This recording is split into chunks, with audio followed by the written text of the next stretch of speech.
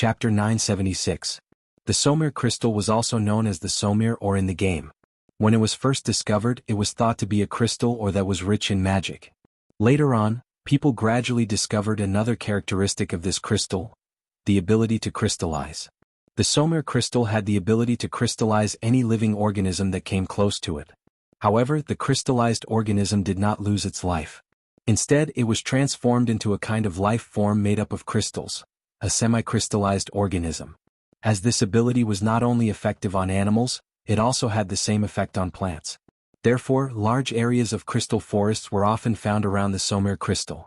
In fact, it was one of the reasons why crystal forests were formed. However, the assimilation effect of the Somir crystal on living organisms was a slow and gradual process.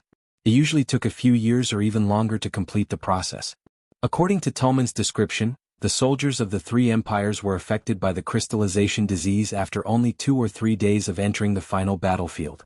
Although this crystal sounded very similar to the Somir crystal that Brando had heard of before, the effect was obviously much stronger. Perhaps it was a variant of a stronger magic power, or perhaps it was something else entirely. But no matter which it was, the crystallization process should be an irreversible process. That was why he had such a headache when he faced Elaine's crystallization disease. In fact, in the game's records, there were only a few cases of crystallization disease being cured. Most of them were thanks to the miraculous abilities like the Fountain of Life or the Miracle Spell. On the battlefield of the final battle, it was obviously impossible for so many miracles to exist at the same time. There were countless soldiers on the battlefield, and in addition to the basic soldiers, there were also a large number of nobles. There was no lack of upper-class nobles among them. If these people died on the battlefield, it would be a big matter for any country at that time. Judging from Tullman's tone, when the crystallization disease spread, it was obvious that most of the people were affected. Speaking of which, it was necessary to mention the attitude of the nobles in Wone during that time. Before the Second Holy War, the nobles generally regarded participating in the war as a kind of glory. It was not because they still had the heroic spirit of their ancestors who had cut through the thorns in the wilderness. On the contrary, in the heart of the civilization, after the first generation of pioneering knight gradually faded from the view of the world, the descendants were increasingly addicted to playing and having fun. They had long lost the demeanor of their ancestors.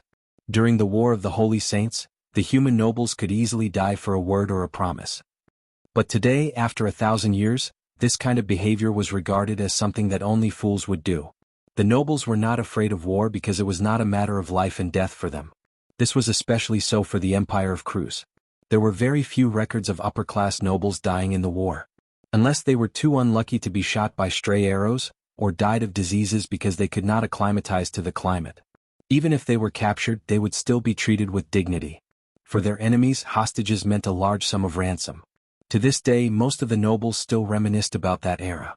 They thought that the war of that era was a classic and romantic war that combined the spirit of the knight and the virtues of kindness. Of course, this privilege was only for the nobles. For the soldiers from the lower class, the original intention of war had never changed. It was still mixed with the cold metal and the smell of death. From this, it could be seen that if hundreds or thousands of nobles died in a war, it would be a nightmare for any country of that era. Even the royal family could be torn apart by the angry family members of the deceased. One had to know what kind of power was behind the deceased. For example, Brando remembered very clearly that on the side of the Holy Cathedral of Fire, there were 3 dukes in the Cruz Empire who participated in the war. There were also a bunch of lords under them, big and small.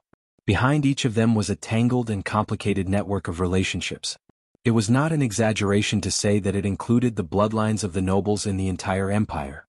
If these people died on the battlefield, it was very likely that an empire's princess would be implicated. The situation on the side of Saint Tassol and Fanzan was similar. If such a thing happened, it would be impossible to cover it up no matter which side it was. There was no way to cover it up at all. Thinking of this, Brando's thoughts suddenly flashed. He realized who his grandfather's scapegoat was, but this thought only flashed through his mind. He immediately shook his head. His grandfather could not bear this scapegoat at all, even if he was the commander of the allied forces of the Holy Cathedral of Fire. Moreover, he also knew that although many nobles died in the Battle of Algash, it was not to the extent that it was unacceptable. At least the princess, the 3 dukes, and a few important people returned to the country intact. Could it be that the crystallization disease knew how to differentiate between high and low, and that nobles were immune to it? This kind of nonsense was obviously not worth mentioning. There was only one possibility, and that was that someone turned the tide and saved the allied forces of the three empires at the last moment. This would also explain why the three holy cathedrals stopped fighting after that, and the Second Holy War came to an end. Regarding that person, Brando already had a strong premonition in his heart. More than once, the tall figure of that person appeared in his mind. Under the blood-red setting sun of Bragg's, the stag forest seemed to be dyed with a layer of soft bronze color, the flowing golden river soaked the shallows, the silent old man stood quietly, thoughtfully watching his grandson practice swordsmanship. Now that Brando thought about it, his grandfather's broad shoulders and tightly pursed lips had always been guarding some unknown secret. The whispers behind that secret lingered around the old man's life, and with the arrival of the final moment, it turned into dust and was buried in the grave.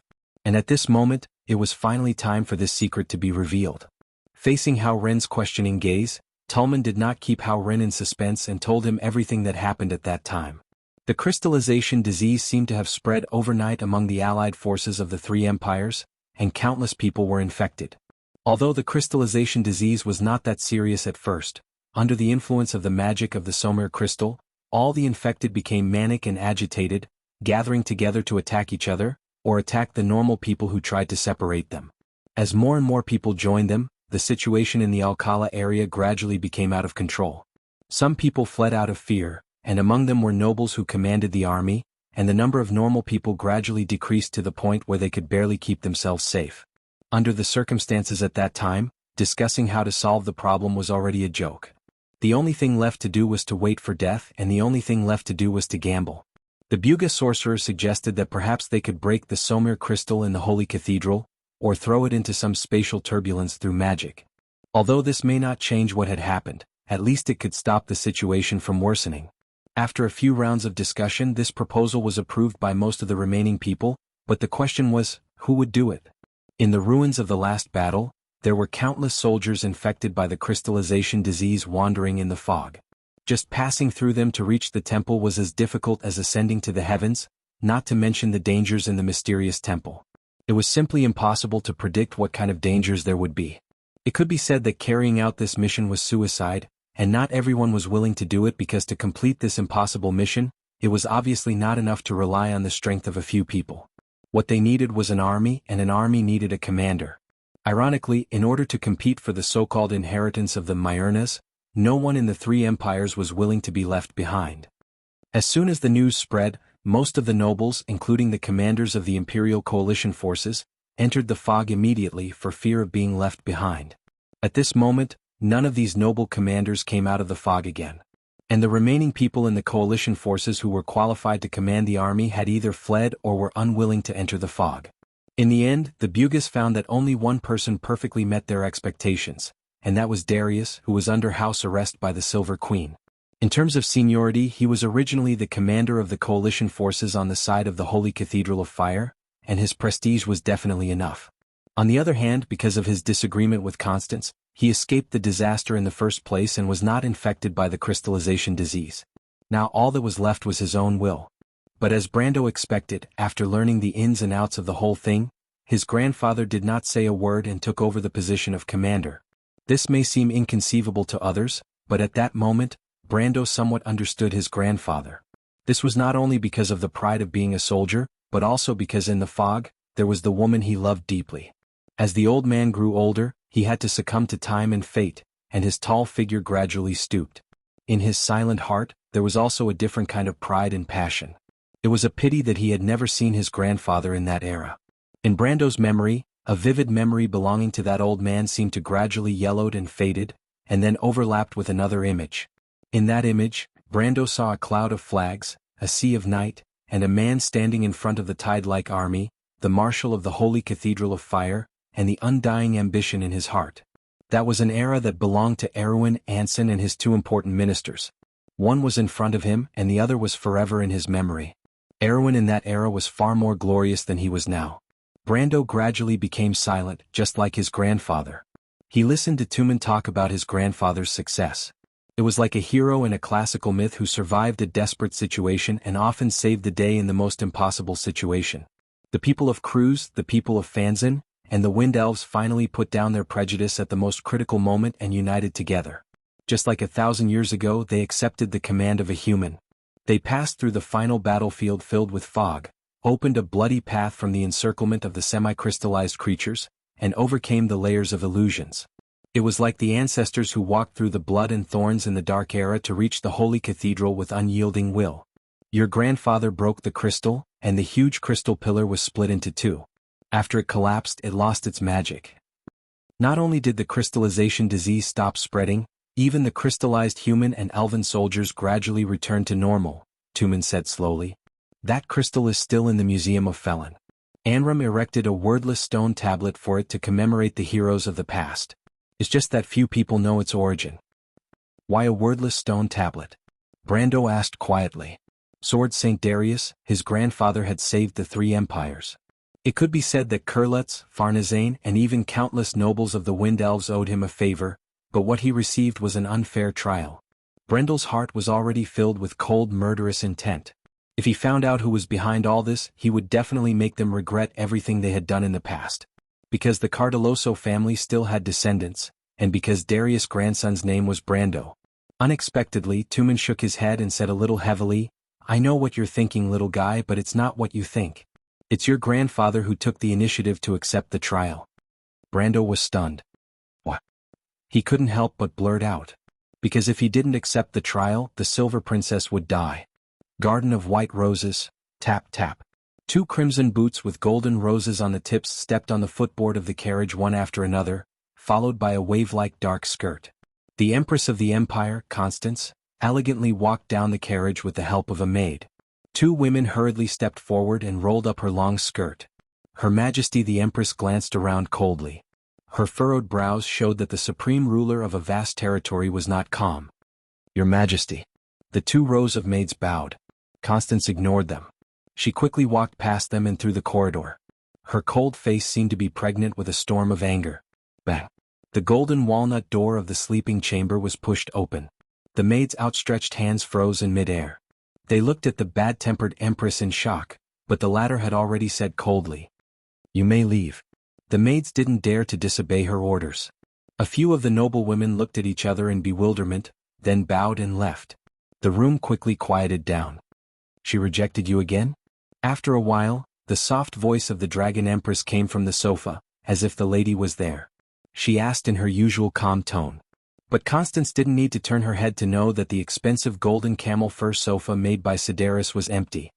She will agree. I don't have much time left for that little mountain girl, Constance replied coldly. When the time comes, I'll let her know that I won't just speak gently. That's for sure. The wrath of a king will cause blood to flow. So, you're going to use your sword on the mountain people? No, it's the opposite. The Silver Queen sneered, I'm going to marry her to that self-righteous guy, that mountain people's prince. Anyway, he has begged me more than once to marry an imperial princess to him. Since they are of the same race, I think she will be satisfied. Constance couldn't hide the contempt in her voice when she talked about the mountain people's prince. In fact, it was an insult. After all, the country bumpkin from the mountains was always so self-righteous. In fact, no orthodox imperial nobles would associate with them. The funny thing was that he took this identity seriously, so the title of mountain people came into being. Generally speaking, as the role model of the empire and the supreme person on the throne, Constance rarely used such frivolous words. But now she was obviously in an extreme rage. The Dragon Queen looked at her strangely from the void. She's that little guy's woman. He's that person's grandson, isn't he? You really don't care about him at all. He's that woman's grandson. Constance corrected her coldly. So, this is the jealousy between human women? The Dragon Queen's voice became a little curious. To this question the Silver Queen had never answered. She stood silently on the spot, her eyes calm, resting on the black sandalwood desk. What are you thinking, Your Majesty? I'm thinking if I wasn't so naive back then, maybe I would be different now, Gwendolyn. But you once had the chance to choose, Your Majesty. Constance's voice hesitated, because I don't want to lie to myself. The fleet was about to set sail. Brando slowly stepped onto the deck and looked back. On the bridge, the silver folk were entering the portal in a single file. Tolman was walking at the back. As if he felt something, he turned around and raised his head slightly. Under the shadow of the silver silk hood with silver patterns, two silver-gray eyes shone brightly. Between his thin lips, there was a faint mysterious smile. He took a deep breath, and could not help but gently press his hand on the side of the ship that was engraved with the relief of Leviathan. About the conversation before, it was as if in an instant, it reappeared before his eyes. "I don't understand." Brando stared at the old man in front of him, his cold eyes seemed to see through him completely. "It's very simple. As I said before, on the battlefield of the final battle in the temple, that strange crystal was sealed at the beginning. But the person who sealed it was not the four sages, but the darkness dragon Odin. The first one to touch that seal was Her Majesty the Queen, whom you know well. When the seal was opened, the mystery was also revealed. The secret of the final battle of the War of the Holy Saints was displayed in front of everyone.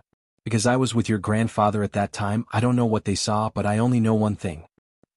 That is, the answer to this mystery is related to the agreement between the four sages and the darkness dragon Odin. So, from this, it can be inferred that a legend about a rumor for 1,000 years may be true." The old man's voice was a little hoarse. "You know, the order of the mortal world and the legitimacy of the four empires are based on the righteousness of the battle of the holy saints. But in fact, there has been a saying in the past 1,000 years that the actions of the four sages in the battle of the holy saints may not be so sacred and righteous. That is to say, in this story the darkness dragon is a tyrant, but the four sages are just usurpers." Tolman looked up and narrowed his eyes at Brando. "Do you know what this means?" Brando did not answer. He had actually heard of such a legend, but it was spread in the Amber Sword. There were countless legends of all kinds, and there was such a saying that for every bard, there would be an additional version of the story, so no one would delve into it. But he also understood what it meant if this was true. In the history of the replacement of human dynasties, fights for the throne and conspiracies to usurp the throne were not uncommon. But the sacred war of the Holy Saints was based on the covenant between the Silver Folk and the races of the continent. The cornerstone of the covenant was to end the dark reign of the Myurnas and fulfill the prophecy, the so-called era of mortals. This covenant was described as a sacred covenant in the Pale poem, also known as the Sacred Oath. Since it was sacred, it must first be based on justice. And this was also the basis of the legitimacy of the era of mortals. If all this was just a lie, then not only would the status of the four sages be questioned, but more importantly, it would violently impact the current world order, and the legitimacy of the four holy shrines would be gone. Once the prophecy came true, then the world would inevitably be plunged into endless disputes and wars, because no one could interpret morality and justice. Then the only stage left would be for the ambitious. Brendel shuddered at the thought. Chapter 977. This was an era that belonged to the ambitious. Opportunities and cunning conspiracies were like a raging river, sweeping from beginning to end for hundreds of years. Like an invisible feather pen writing furiously in the depths of dark thoughts, a complete story gradually took shape in Brando's mind. The latter half of the story could be foreseen. In the center of the fog-shrouded ruins of the final battle, in the dark and silent temple, it did not matter what Her Majesty the Silver Queen saw, what happened, whether it was true or false, right or wrong, it did not matter now. Its ending was already predetermined. The four holy cathedrals and the Bugas would never let this matter have any sequelae, let alone let its influence be brought out of the Alcala region. But the reason for this was not as sinister and despicable as the world thought it to be. Because the leader of the Silver Folk, the master of the Silver Lightning Elroy, had pressed his hand on the sacred oath and made an oath to the four sages, declaring that in the next era, the Silver Folk would fulfill their duties and take on the heavy responsibility of guarding and monitoring the world. This promise, in the eyes of the people of this era, may seem inconceivable, even too childish. It was just a promise. What could it mean? The people of this era, from the nobles to the common people, believed in downright egoism. There was only naked interest between countries. Between kingdoms, between groups, it had long been a common occurrence. Conspiracies and betrayals ran rampant in the world, and this period of history was already hundreds of years old. So they could not imagine. They could not imagine that glorious era, and could not understand what a promise between the nobles was. There was an era when Elroy spoke loudly in front of the sacred covenant. Every word he said turned into silver words that were inscribed on the sacred white slate. They were like shining silver nails that were nailed into the long river of history one by one. This was not for greed but to prove right and wrong, black and white. As the Flame King Gretel once said, "This is a righteous cause, an ideal in the heart, so it is worth protecting." Everything they did was for the long-term survival of civilization and order. Therefore, for 1,000 years, the Silver Folk had promised that they would no longer intervene in mortal wars. They had built watchtowers at the borders of the civilized world that were more dazzling than the stars. Although Brando had once maliciously joked that the Bugas were monitoring the power of the mortals in the whole world, he knew in his heart that their power has long been above the peak of the world, so much so that mortals have to look up to their aloofness. Even if mortals maliciously speculate that these wizards are manipulating the direction of history behind the scenes, they have to admit, the truth is that for 1,000 years the Silver Folk have never crossed the line drawn by Elroy. There was a maxim among the wizards of Buga: if a successor does not keep his word, it is a disservice to the noble deeds of his predecessors. In their eyes, the promises of the nobles were the most precious things in the world. Because it was too easy to destroy, once it was destroyed it would be very difficult to find it again. William had lamented to the players more than once, the lives of mortals are too short, so they are too short-sighted, and it is easy for them to replace those noble values with immediate benefits. It is difficult for them to understand that the gains do not make up for the losses. After Tolman slowly finished the first half of the story, Brando looked up at him. He did not know if it was his imagination, but he felt that there was some deep sadness in the elder's silver eyes. He could actually understand where this sadness came from. On the battlefield ruins of the final battle, if everything that happened in that temple really proved that the four sages were wrong or not so righteous, then it would cast a shadow over the sacred oath. If a successor does not keep his word, it is a disservice to the noble deeds of his predecessors. But what if all this was wrong from the beginning? Now there were only two choices left in front of the four holy cathedrals and the Silver Folk. Either they admit the mistakes of their predecessors, and let the world undergo a thorough reform and baptism. After that, the four holy cathedrals may disappear, but at least the truth will always exist in the world. But more likely they would let the world sink into darkness, let conspiracies and lies obscure the light of reason, and let Wone become the biggest stage for ambitious people in the next few hundred years. Or they would cover up the truth. Although it would tarnish their own hearts, the fire of civilization and order would still exist, and at least the world would not fall into a sea of fire. The War of the Holy Saints had ended 1,000 years ago, and there was no reason to let the hatred of that era continue. That would be too selfish. The four holy cathedrals chose the latter. At that time, other than the dragons and the wizard leaders of the Silver Alliance, there were also the popes and high priests of the four holy cathedrals. These people were different from the corrupted vermin below. They were all true seekers of truth, so this choice was a great pain and torture for them. Because they knew it was a lie, but they had to use nobility as an excuse to cover up the lie. This was double the damage to the shining truth. Since the decision has been made to cover up the truth with lies, then everything that happened on the battlefield of the final battle should not appear in front of the world again. After a long silence, Tolman slowly said, "But so many upper-class nobles were sacrificed on the battlefield, and there must be someone responsible for this. This person, Her Royal Highness? What about my grandfather? Actually, no one forced Darius, but one day he suddenly came to us. And you agreed?" Brando asked in a low voice. "Of course not." Tolman shook his head. "But your grandfather said something to us? He said that you can't let Princess Constance bear this responsibility. She knows too much and there are too many suspicious points in the whole incident. She can't afford to be suspected. More importantly, she is now the leader of the group of nobles who have also entered the Holy Cathedral. If you have decided to cover up everything, then you must appease each and every one of them. So, not only can she not be a sinner, she must be a hero." Your grandfather looked at us with his head held high, and his eyes flashed with a light that I still can't forget. Then he slowly said, "You have sacrificed too much for this, and I can't let all of your efforts go to waste. So let me do it. Here only I have the right to do it." After saying this, he turned and left the tent. Brando quietly listened to these words and did not speak for a long time. He only felt a strange emotion surging in his heart. He blinked his eyes and his lips were a little dry and bitter. This is a noble's career, how can I let others monopolize it? There is such a man whose silence contains too many meanings. Although he did not say a word, looking back on the past, he could answer the questions that most people in this world did not dare to face with a clear conscience. He did not let down his own beliefs, and also did not let down his beloved woman. That required not only courage but also extraordinary wisdom. This man is his grandfather. This is a life without regrets, one can't help but yearn for it. Next up is the trial? Brando asked bitterly.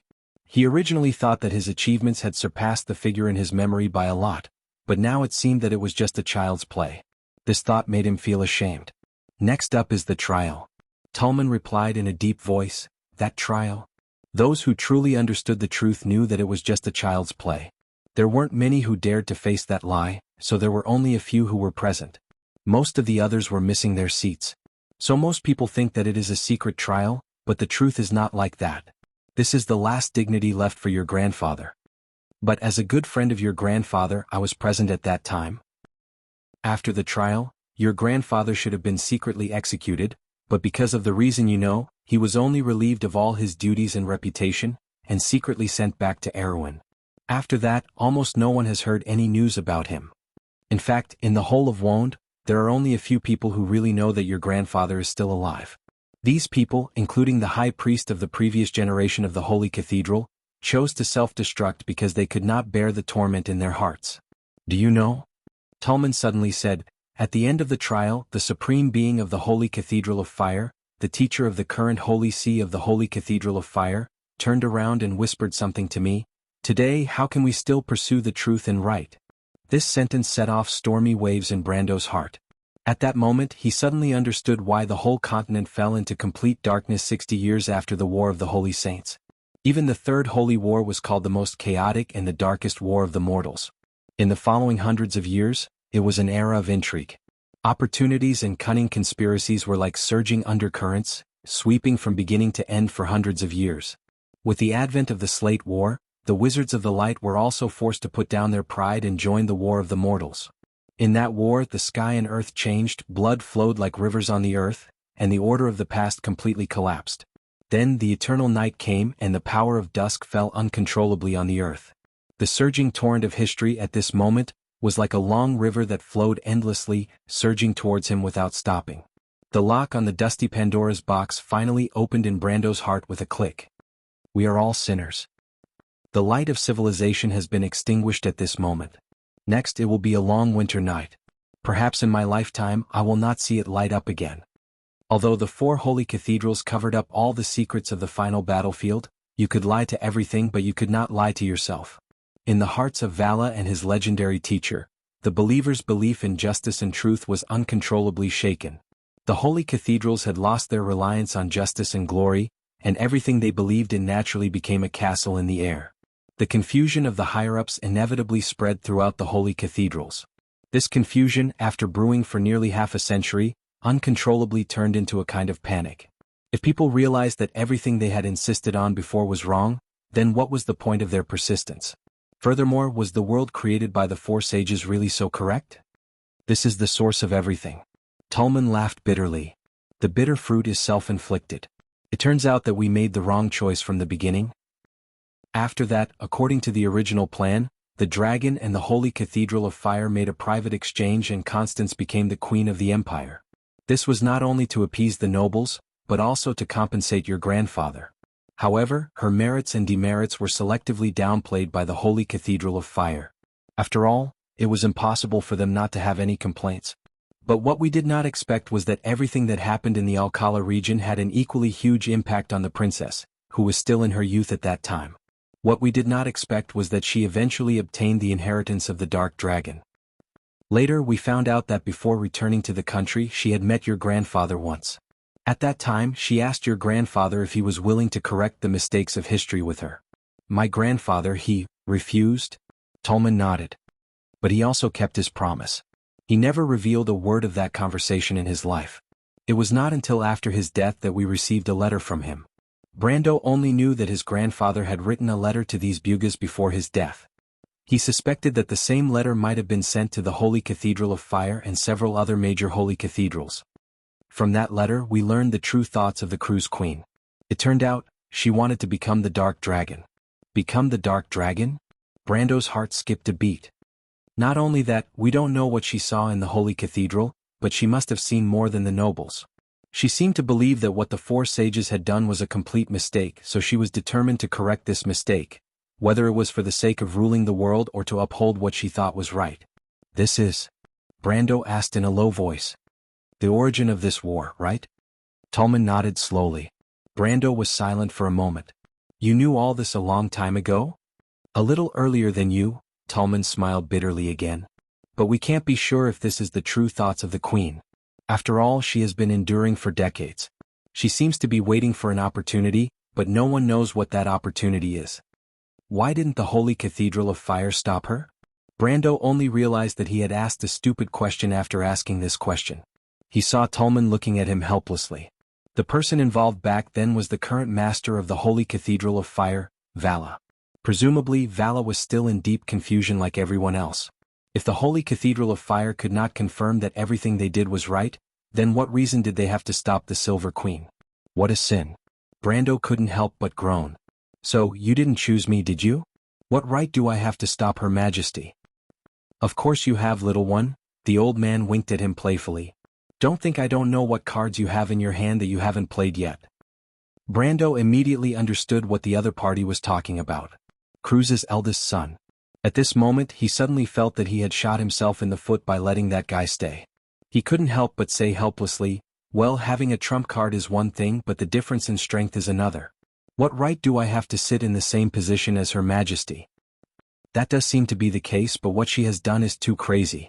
Not everyone in the Imperium will support her. You can always find supporters, can't you? Besides, you are the descendant of Darius. No one is more suitable than you for this matter. Perhaps this is the will of the heavens, little one. And then you Bugas will stay out of it? Brando replied with some annoyance. It's good to be clean and honest, but if you still care about your own feathers at this time, you are fishing for praise. Not to mention you are the ones who caused this trouble. Hearing this, the old man's face darkened. He slowly shook his head. Sai, you don't understand, little one. The 4 holy cathedrals are confused, but aren't we the same? Ever since that incident, we are no longer sure that we have made the right choice. There are already a lot of voices in the council asking us to stay away from the affairs of mortals as much as possible to avoid repeating the same mistakes. This time, secretly helping you build a fleet is already the best we can do. Tolman was speaking very sincerely, but Brando didn't accept his explanation. He replied, but if even you can't be sure whether you are wrong or right, how can I be sure that standing on the opposite side of Her Majesty is definitely right? Don't tell me that in your eyes, I don't have the slightest persistence for justice in my heart? No, you are different, little one. Anyone can say that they are wrong, but you can't because you are the descendant of Darius. Tolman looked at him and said word by word, the noble act itself can never be wrong.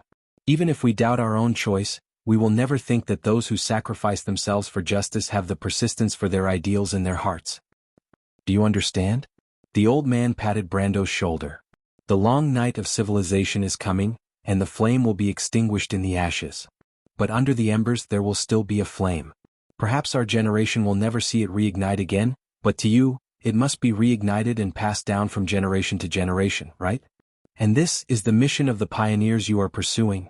After hearing this, Brando couldn't help but fall into silence.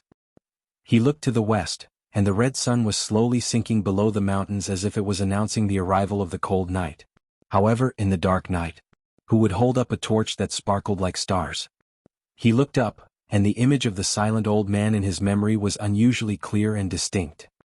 At the same time, the prophecy of the future that Tolman spoke of also floated in his mind. 16. The tower, the lost moon has taken away the light XX. Judgment, the light has lost. 17. The star, the silver generation has been lost on the earth, walking forward in the darkness and obscurity.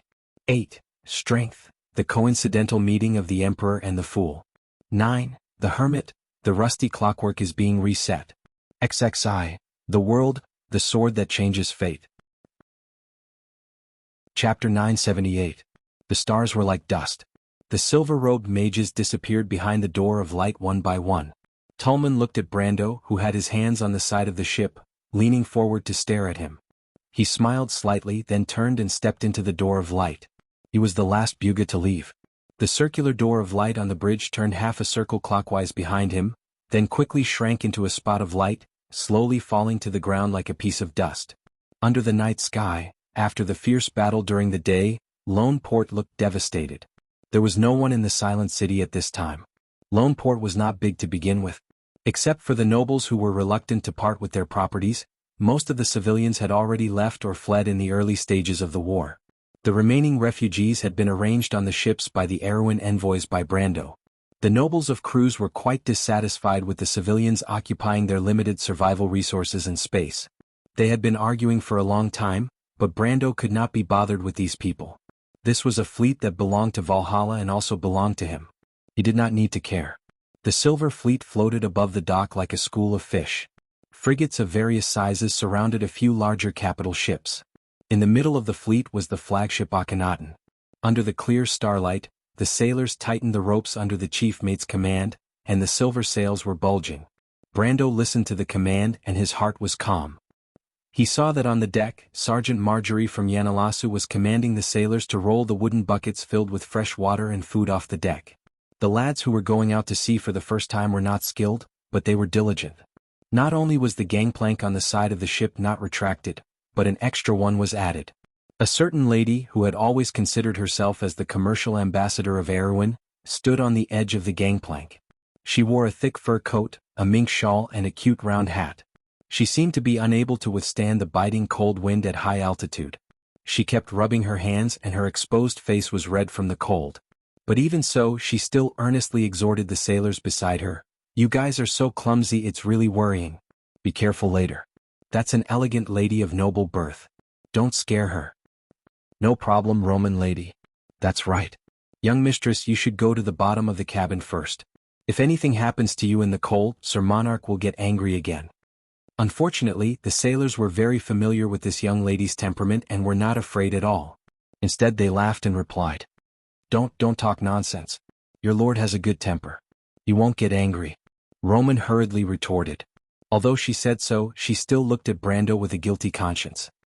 Seeing that the latter was absent-minded, she could not help but breathe a sigh of relief. She patted her chest and couldn't help but fly into a rage out of humiliation. "If you keep talking nonsense, I'll arrange for you to wash the deck." Only then did the sailors shut up, laughing and laughing.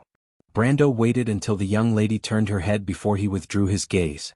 He could not help but shake his head and laugh, but in his heart, he had a faint understanding. The Bugis and the 4 holy cathedrals had realized their mistake. Because it was impossible to achieve the goal of justice through deceit. If there was a deviation in the direction from the beginning, the goal achieved could only bear bitter fruit. But was Her Majesty the Queen, who stood on the opposite side of the 4 holy cathedrals, right? Brando thought that might not be the case. Because the Bugis, the Dragon Clan, and the 4 holy cathedrals were at least right about one thing. Madness can only lead to the destruction of order. It can't bring new life from the ruins. No one has the right to decide the fate of others, and no one has the right to drag the world into the flames of war. Blood can't bring about revolution, only endless hatred. Maybe I don't know how to stand on the side of justice. But at least I know what are beautiful and precious things in this world. I also know how to use the sword of a knight." Brando muttered to himself, "So the Queen is indeed drifting away on the path of bigotry." A black carriage appeared on the bridge like a ghost. It quietly drove to the Akhenaten and then stopped beside the gangplank. Although the sailors were laughing and joking, they perked up at this moment because the carriage was escorted by 3 Valkyries. These female knights, who rode flaming war horses, held spears and wore armor, had already shown amazing strength in the battle in the afternoon. And there was someone in the envoy group who needed their protection? Everyone was startled. Not only these sailors, but the nobles who saw this scene on the warships near and far were also subconsciously puzzled. Most of them immediately turned their eyes to the flagship. The mysterious count had already boarded the ship, so who could be in the carriage? Could it be that the Princess of Erewhon had come in person? Even the people in the envoy group looked at each other. Eugenie couldn't help but nudge Marjorie with her elbow. "Have you seen Princess Magadol?" she asked. The young officer shook his head. "She's on the ship with Judy." "What about the eldest daughter of the Yenbao family? Miss Dilfery? I just saw her." "Who could it be? Is it really the princess?" Duke Viro's daughter frowned and said rudely as she bit the tip of her nail. She was the kind of woman who had a particularly strong desire for control. Every time something unexpected happened, she would feel very uneasy. "You're thinking too much, Miss Eugenie." Marjorie was very calm. He looked at the former and said indifferently. The carriage stopped at the side of the gangplank, then the door opened and Yuta jumped out. The people who saw this scene were slightly stunned at first, but then they recognized that this was the female adjutant of Count Erewhon. Unexpectedly, there was someone who needed her to personally look after. Everyone couldn't help but be curious. They stared fixedly at the carriage as if it had come out after a long time. Finally, a person slowly walked down from the carriage. But it was a man. Ah! Eugenie saw the man. She was so scared that she almost screamed. On the other ships, the group of crew's nobles also looked like ducks that had been grabbed by the throat. They looked at the man as if he was the devil. Some of the weaker ones took a few steps back and some of the unlucky ones stepped on the ropes and fell on their butts. Even so, they still hadn't woken up. Their faces were as white as a sheet of paper, completely drained of blood. Count Alcorn was frowning and took out his pocket watch from his clothes to look at the time under the moonlight, but at this moment, as if he was possessed, he stood there motionlessly. He didn't even notice that the pocket watch in his hand fell to the deck with a bang, and the glass cover broke into pieces. What's wrong? Marjorie seemed to have realized that the atmosphere around him was a little different. He asked the Duke's daughter next to him. It's him? Oni's teeth were chattering. Even though she was trying her best to suppress her shameful emotions, she could not stop herself from gurgling. It's that person. The leader is actually with him. No wonder he's so fearless. If in the history of the Empire there was a person who could make all the nobles in the Empire pale at the mention of his name, and the appearance of this person was known to everyone in the Empire, but even so, the powerful Cruz Empire still couldn't do anything to him for hundreds of years. Then this person only had a name and a title. His name was Mephisto, and his title was the Ash Sword Saint. Mephisto slowly stepped down from the carriage. He was an extremely elegant middle-aged man. He had lived a luxurious life for the first half of his life, and the aura of a fallen aristocrat was branded on him like a label. He was like a prince who had wandered to another country, and wherever he went, he would involuntarily become the center of attention. He was wearing a dark trench coat, and the famous ash sword was on his back. His face was a little determined, but the most eye-catching thing was his pair of cold eyes. Mephisto raised his head and glanced at everyone in the fleet, making everyone in the Cruz Empire feel a chill in their hearts. Time seemed to have frozen. Yuta and Mephisto got on the ship one after the other. They walked across the gangplank as if they were walking on flat ground and came to Brando's side. Brando looked at the two people and couldn't help but let out a sigh of relief. He smiled and said, "Sorry to trouble you, teacher. I didn't expect to get you involved." The Ash Sword Saint looked at his student. This time he had actually been following behind the diplomatic group, moving together with the Valkyrie and the Buga puppets. Originally, according to the original arrangement, it was not appropriate for him to show up on this diplomatic mission, unless it was the most critical moment. But he didn't expect that the plan would change so quickly. After Brando asked Yuta to tell him the plan, he only thought for a moment, and then the scene described above happened. Mephisto knew that his student wanted to use his name to show off, but he didn't care about it. First of all, he was very satisfied with Brando, his only student. Second, he never thought of hiding in front of the Cruz Empire. Before he stepped into the Supreme Realm, the Empire couldn't do anything to him, let alone now. So he just responded faintly, "Just do it. You are my student, I will naturally stand behind you." Brando was slightly startled and couldn't help but feel a little touched. He looked at the weather-beaten middle-aged man who was also his cheap teacher. In his mind, although the relationship between the two of them was teacher and student, it was inevitable that there would be the color of a transaction.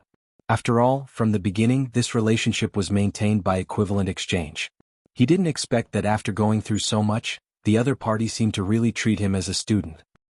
He nodded slightly and replied in a deep voice, "I understand, teacher." Mephisto still had a serious look on his face. He just nodded and said, "I'll go down first. Seeing these hypocritical Cruz people is really unpleasant." Brando couldn't help but smile bitterly. Now the world thought that he, the Count of Valhalla, was bold enough to slap the face of the Cruz Empire, but he didn't expect that Mephisto, the old enemy of the Empire, was even more arrogant. Even he didn't dare to slap the face of the Cruz people for no reason. One must know that Count Alcorn was not far away now. Although Mephisto was talking to him alone, his voice was not low at all. He must have deliberately said it for the other party to hear. But this was nothing. What was outrageous was that those arrogant Cruz nobles who always complained about this and that, at this moment, seemed to have become speechless. They all lowered their heads and pretended not to see this scene. Although Count Alcorn's face was green and white, he didn't dare to say a word. What was deterrence? This was deterrence. Brando watched Mephisto walk down the deck, but he couldn't help but curse in his heart.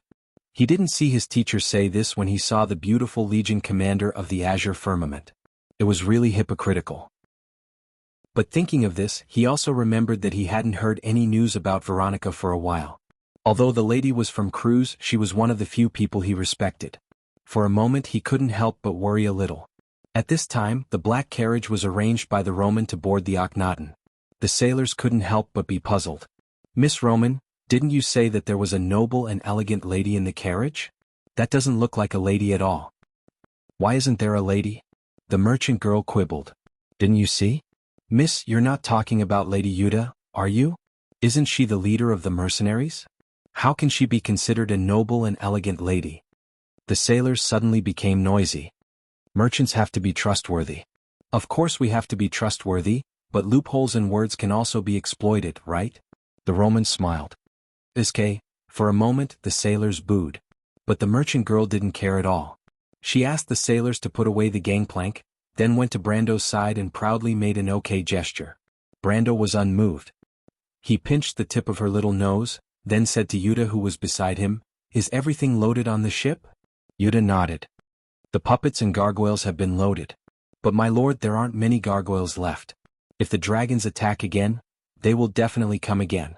The one behind us should be Modesty. I know her character very well." Brando glanced at the great plains under the night sky.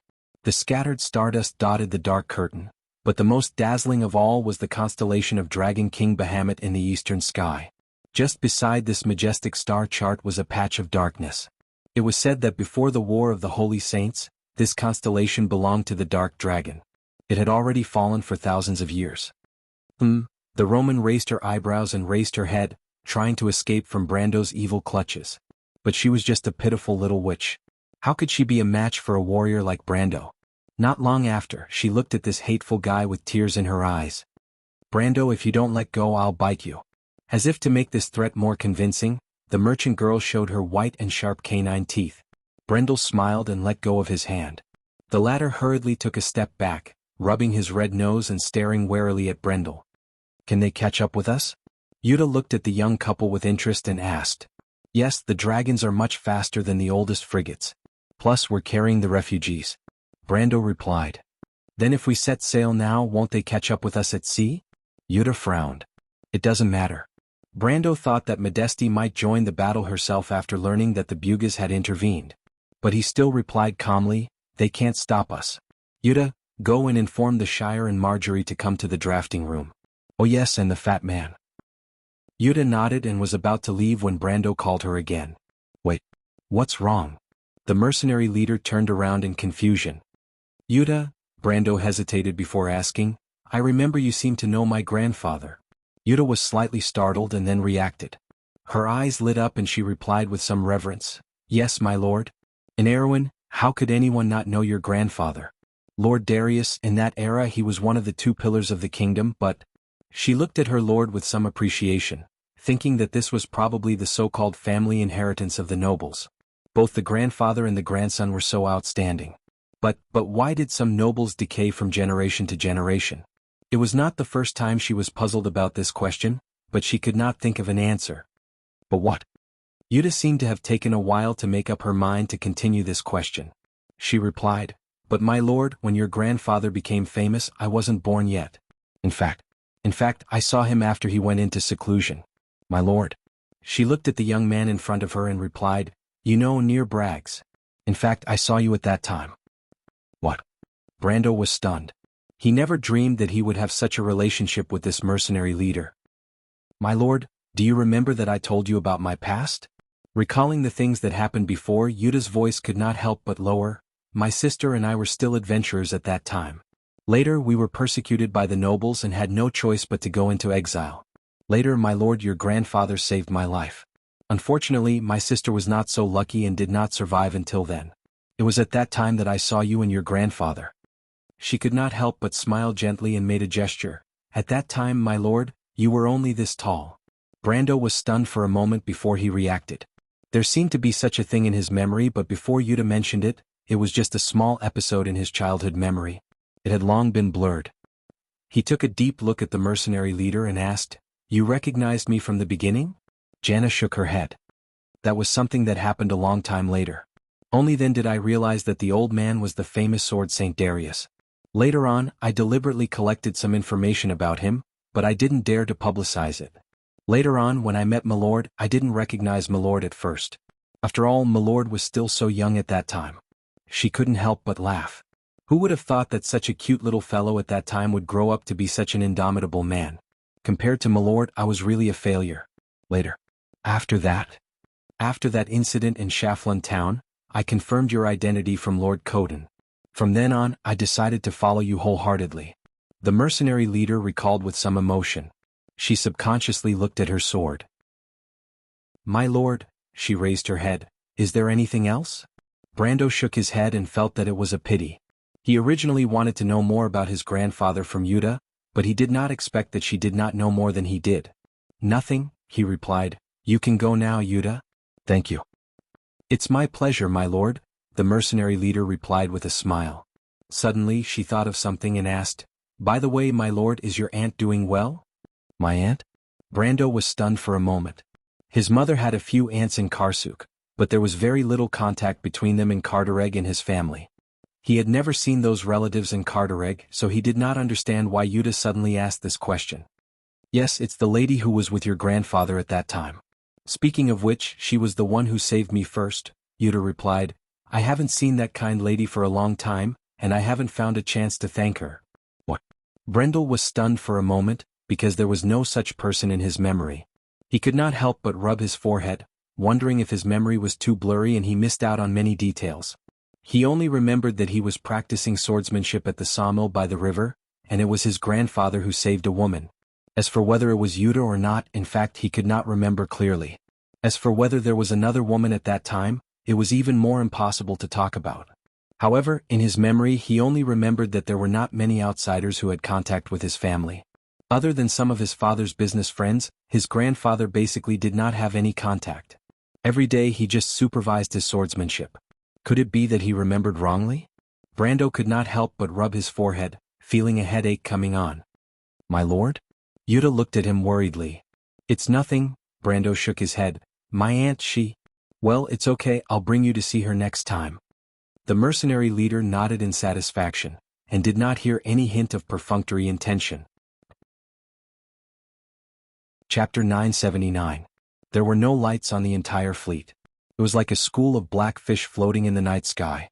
The moonlight occasionally passed through the clouds, sprinkling the clear light on the undulating sea, and also reflected the shadow of the fleet on the waves. The silver sails were sometimes bright and sometimes dark, like a sparkling silver light. The entire fleet rumbled in the air, but the more it was so, the more silent the night seemed to be.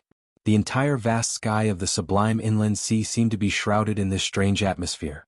The atmosphere in the drafting room was also a little quiet. Several large maps of the entire empire and the surrounding areas of the sublime inland sea were spread out on the table. A black-sheathed dagger was pressed against the corner of one side, and a sextant or something similar was placed on the other side. There were a few chairs placed around the table. Marjorie, the Shire, Avram, Count Alcorn, and another representative elected by the nobles sat around the table. Brando sat at the head of the table. Behind him stood the female mercenary commander Yuta with a sword and Hipamura with a scepter. The ladies did not want to squeeze with these men, so they stood a little further away and watched the men discuss from afar. In fact, except for Kiara and Eugenie, the other ladies were not interested in this boring meeting. Enide accompanied the little princess of House Cipher, and Judy was used to following Eugenie. After all, the little girl was not even 11 years old and she was still afraid of being alone. In the middle of the crowd stood a young man. He was wearing a captain's uniform, a blue-gray coat, a badge with golden tassels hanging from the shoulder, a ribbon, light gray breeches, black boots and a pair of white gloves. He gestured on the map and said, My lord, our first task now is to determine the route. Such a large fleet can't always drift at sea and supplies are a big problem.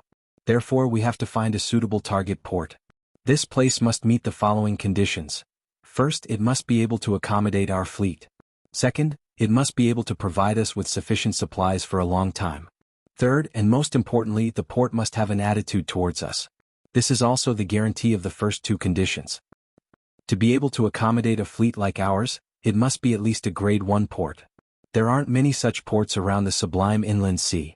Avram replied, panting. The cabin was so hot and stuffy that the heir to the duke's throne was covered in sweat. His silk robe was also soaked in sweat. His maid kept fanning him, but to no avail. His sweat was flowing like a waterfall. He wiped his forehead with a handkerchief and continued, Only Cloak Bay, Metz and other commercial areas have such ports. I thought for a while, and the closest ones to us should be Emma, Golden Harbor and Fatten. He was not as bossy and domineering as the other nobles. On the contrary, he was a little timid. Perhaps it was because he had too much contact with the family business that he had picked up the cautious habits of a merchant. After wiping the sweat off his forehead, he frowned and said worriedly, "Captain, an anchorage with a Grade 1 port is most likely able to support a fleet like ours for a long time. But the problem is that the people of Cruz may not be at ease with a fleet like ours entering their port." "My lord, you originally..." Brando of course knew what this cautious guy was going to say. Originally they thought that Brando only had a few ships in his hands. With the Avram family's connections in the Empire, as long as they asked their business partners to take care of it, they would be able to easily settle the problem of docking and replenishing at the port. But to let the people of Cruz turn a blind eye and let such a large fleet enter the port, or even just pass through the waters near the port, was not a small matter. His original connections might not be of use. This was also the trouble that the Bugis gave him.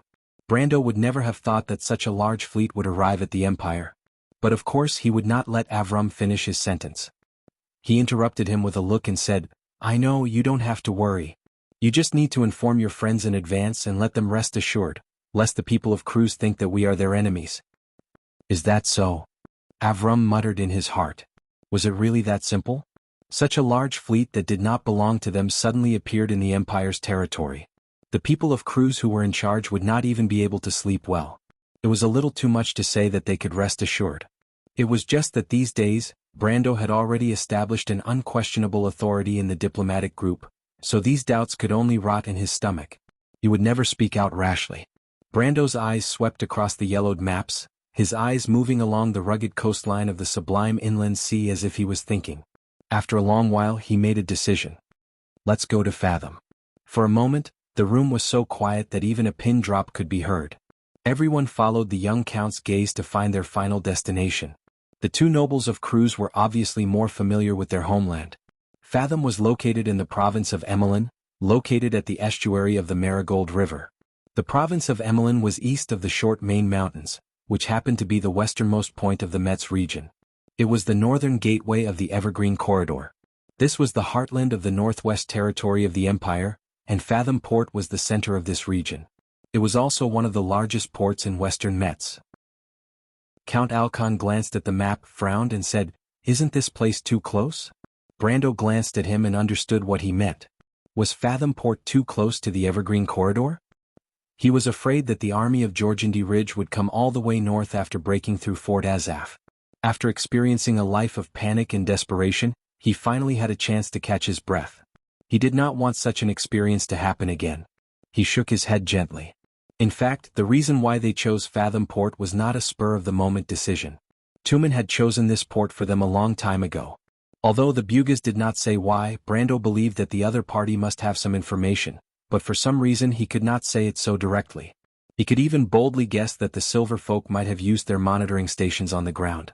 Therefore, at such a sensitive time, Tumen could only choose such a subtle way to remind him. This short meeting at the moment, to put it bluntly, was just a cover for the eyes and ears of the nobles of Cruz. Brando replied, "Earl Alcon, the White Legion is still in the Evergreen Corridor. The army of Jorgindy Ridge won't be able to break through this line of defense so easily. Taking a step back, if the White Legion can't stop them, then there's no safe place in the entire Metz area. You can't expect us to go directly to the heart of the Empire, right?" Earl Alcon frowned. He could hear the meaning behind the young Earl's words. Besides, he also understood what it meant for such a large fleet to go directly to the heart of the Empire. At that time, no matter whether they had good or bad intentions, they would only be greeted by a frontal attack from the Cruz Royal Fleet and the Pegasus Knight Regiment that guarded the imperial capital. "Then," said another noble of Cruz who was present. He was the representative of the other nobles outside of Lone Port. He was a nice gentleman with a kind face, but now he looked more nervous than Earl Alcon. "Why don't we go to Cloak Bay?" The real reason for not going to Cloak Bay was naturally that Tulman had warned him in advance.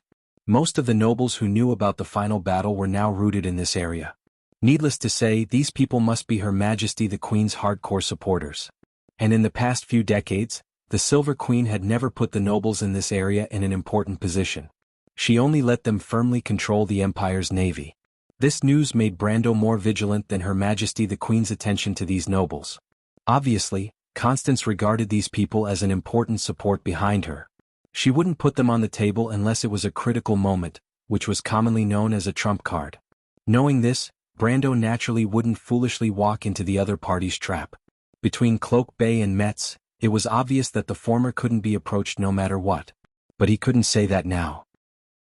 Brando glanced at the man. The other party's question was actually within his expectations. Fortunately, these cruise people hadn't begun to suspect anything yet. They just instinctively wanted to stay away from danger. He smiled slightly and replied with a confident look, "In fact, you two don't have to worry so much. With my fleet alone, the Georgandy Ridge people can't do anything to us. Instead, the Empire's army is a bigger threat to us. You two don't want to die in the hands of your own people for no reason after escaping from danger, right? This is the heart of the Empire. Everything must be done with caution. The reason why I chose Fathan was also because I considered many factors. First of all, I don't want to have a conflict with the Empire's navy, and I don't want to make Your Majesty the Queen feel too nervous. To be honest, I'm just the leader of a small envoy group. If it weren't for the current situation, I wouldn't want to make things so troublesome. So, let's not complicate the situation further. What do you think?" Count Alcorn thought for a moment and felt that it seemed to be the case. However, he really sneered at Brando's words of, "I'm just the leader of a small envoy group. Since ancient times, has there been such an envoy group? The only thing left was to drive the fleet straight into the imperial capital and force Her Majesty the Queen to abdicate." Thinking of this, he couldn't help but feel a little strange. He wondered if the Empire had offended this damn guy in some way. Otherwise, how could he be so arrogant? He thought for a while before he slowly nodded and agreed with Brando's statement. And the remaining Mr. Nice Guy actually followed Alcorn's lead, so naturally he couldn't put forward any other opinions. After the two sides discussed for a while, they basically confirmed some of the details. In fact, these cruise nobles had nothing to do with it. Brando's request for them was basically to not cause any trouble. However, this feeling made Count Alcorn very uncomfortable, so he took the initiative to propose that after they arrived at Fathan, he could also use some of his connections to at least let the cruise people guarantee the supply of their fleet. Of course, he also considered this from the perspective of his own safety. After all, Brando's fleet was his only protection at the moment. After confirming the route, the cruise nobles who had been nervous all day finally relaxed. Only at this time, the fatigue suddenly returned to these nobles who lived like princes. After a whole day of fear, after witnessing a great battle and back and forth, even a figure like Count Alcorn couldn't help but feel a little dizzy and quickly took his leave to rest. After these cruise nobles left one by one, Brando immediately removed his relaxed appearance and became serious. He ordered all the members of the diplomatic group to stay, and this time, the location of the meeting was chosen in the captain's room. The captain's room of the Akhenaten was quite spacious and luxurious. It didn't seem cramped when it accommodated all the members of the diplomatic group. However, at this moment, the atmosphere in the room was a little solemn, and a strange silence lingered around everyone. Avram was still wiping his sweat, but his maid was nowhere to be seen. Eugenie frowned and bit her lower lip. She subconsciously glanced at Marjorie next to her. Among all of them, only the young officer seemed to be relatively calm. The latter stood there straight, motionless, like a soldier waiting for the general's orders. Not far away, the captain of the Akhenaten looked over curiously, wondering who this was. Could it be the Lord's confidant? But why hadn't he seen him before? Beside Marjorie, there were several other ladies in the diplomatic group. Enide and Judy were very nervous. Count Yunbao's daughter was slightly better, but she was still immersed in the previous shock and had not recovered. Only Princess Magadol was calm. Beside her, Chiara's expression was very complicated. Sometimes she raised her eyebrows, and sometimes she revealed a strange smile. But overall, she looked exuberant, and at first glance, it was obvious that she wanted to see the world in chaos. After a long period of silence, someone finally broke the dead atmosphere. The one who spoke was Eugenie. "Captain, we believe that you will not speak without thinking, but what you said is too. She originally wanted to say that it was too far-fetched. If it was 1 or 2 months ago, she would definitely have said it. But unknowingly, Brando had already established an image of authority in the hearts of these people. Even if she did not want to admit it, she had already subconsciously acknowledged this point. This rude word circled in her mouth a few times, but in the end she did not say it out loud. Brando looked at these people. He chose to tell them the truth that Tumen revealed to him, not because of a moment of impulse, but because at this time, he at least needed the support and recognition from his own country. What he needed to do now was to control the cruise nobles and prevent them from causing trouble. To do this he alone was not enough. He needed the help of others. And these Erewhon nobles in the envoy group were the support he could rely on. In fact, it was not until this moment that Brando felt a sense of identity with the nobles of this kingdom for the first time. These young descendants of the nobles had not been completely influenced by the set of rules of their parents. The innate rebellion in their bodies bloomed with the brilliance of freedom and ideals. This vitality was incompatible with this decadent and ancient kingdom. I believe that you can judge for yourselves whether what I said is true or false. Brando only gave a simple answer. Eugenie did not speak anymore. If Brando had told them these things for the first time, they might have doubted it. But in fact, as early as when they broke through the defense line of the army of Georgandy Ridge, the captain had presciently warned them that the dragons might be related to the Silver Queen. With this layer of doubt, and after connecting all the clues together, all the problems were solved. In fact, they had already accepted this statement in their hearts, but because it was too shocking, they could not reverse their original understanding of this world. But after a moment, the officer who stood like a javelin opened his mouth. "Sir Lord," he said in a deep voice. Brando was slightly startled. He suddenly realized that Marjorie called him Sir Lord, and not the captain like the others. He could not help but look at the other with some doubts. "Sir Lord," Marjorie replied, "if you have any orders, please give them. I am a soldier and I know what to do at this time." Brando looked at this guy in surprise. He thought that he would have to persuade Eugenie first, but he did not expect this guy who was usually silent to speak first. He nodded slightly and looked at the others. "What about everyone?" "Sir, are we going to war with the Empire?" Eneid asked with some fear. "No," Brando shook his head, "but I'm afraid that we are going to war with Her Majesty the Queen. But you don't have to worry too much, we may not be fighting alone." "Sir, are you saying that someone will help us?" Avram asked with a stutter. "You will know when the time comes." Brando stared at the huge map of the entire empire hanging on the wall of the captain's room, and his eyes fell on the location of Fathom Harbor as he answered faintly. Then he changed his tone and gave an order. "Marjorie, Avram, this is your real order, listen carefully." Both of them subconsciously became serious. "When the fleet arrives at Fathom Harbor, your mission is to immediately take over the harbor." Brando emphasized the word take over, whether by peaceful means or by force. He raised his head, and his eyes were so bright that it was as if there were a ball of fire. "Do you understand?" The two young men were stunned at the same time. Chapter 980. After the storm, there was a touch of intoxicating blue under the dark sea. The sun passed through the dark clouds, and the sky behind them gradually became clear again. After the storm, there was only a thin drizzle left in the sky, shining with golden light under the sun. The drizzle fell on the mast of the fleet, washing away the scorch marks and bloodstains on the silver sails. The whole fleet floated above the sublime inland sea, full of scars, like a giant beast that had fallen into silence, telling the story of the battle that had just happened.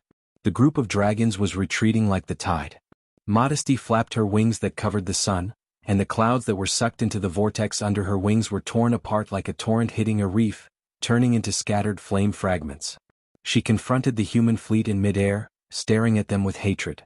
Her golden pupils showed a look of resentment and unwillingness, but the shocking sword that split the storm in half a moment ago made her terrified. Supreme Sword Saint, there was actually a Supreme Sword Saint in this small human fleet. That black-clothed human man's cold eyes made her unable to summon up any will to resist. Damn it, if only that arrogant guy Obsidian was here, he would definitely teach them a lesson. The female black dragon gritted her teeth, but she had to admit defeat. She used her claws to signal her dragon general not to act rashly. "Go retreat. They are going to Faust. Let's wait and see. We will meet again there." Modesty squeezed these words out of her teeth. As soon as she turned around, it was as if a dark cloud had moved away from the sky, and the shadow that shrouded the fleet was gone. The dragons had left. "They are retreating," the crowd screamed. They could hardly believe that they had withstood the storm and defeated the attack of the dragons. It was almost a miracle. No, a miracle. Everyone understood that the biggest crisis had passed. Now the vast sea would be a smooth journey for them and there would be no more obstacles. After the storm, the rainbow hanging in the sky was so clear. The people of Cruz who had participated in the previous battle could not help but shout and cry. The nobles, however, did not care about their dignity anymore. They walked to the deck one after another. Seeing this scene, their legs felt weak. They leaned on the mast and drew Martha's holy emblem, whispering praises for the blessing of the god. However, they hadn't forgotten who had created this miracle. Although they were extremely unwilling to admit that it was an Erewhon who had achieved all of this, from Vargas to Lone Harbor, and from Lone Harbor to the sublime inland sea, it was as if nothing could hinder the young man's confidence. They are, after all, that person's descendants. He's a descendant of the Highland Knight, the crowd whispered such words in low voices. More and more people gathered at the side of the ship and cheered loudly, celebrating this hard-won victory and hysterically venting their feelings. However, those who had truly participated in the preparation of this war could not think of anything else at this time. They only felt deeply exhausted both physically and mentally. It was as if after suddenly relaxing, the fatigue and mental dispiritedness swept over them. Brando stood on the stern of the Akhenaten. At a glance, he saw the merchant lady in the crowd who had fallen asleep in Yuta's arms. Even in her sleep, the Roman still frowned slightly, as if she was still continuing her previous work. Seeing this scene, Brando could not help but feel his heart soften. In the past 40 hours, the entire fleet's countless supplies were uniformly allocated by the merchant lady alone. Nearly 2 days and 2 nights of continuous work, she did not have the slightest time to rest. But all of this was almost perfectly completed with the support of the merchant lady's extraordinary talent. Her terrifying memory and keen sense of the flow of supplies even amazed Brando. In the past, he rarely intervened in the business affairs of the Roman territory, nor did he see how this lady could command the wind and rain in her own territory. But at this moment, he understood why the business activities of the Abyss territory could be so orderly from the beginning, even far surpassing its other industries. Brando, those monsters have attacked us more than the other side.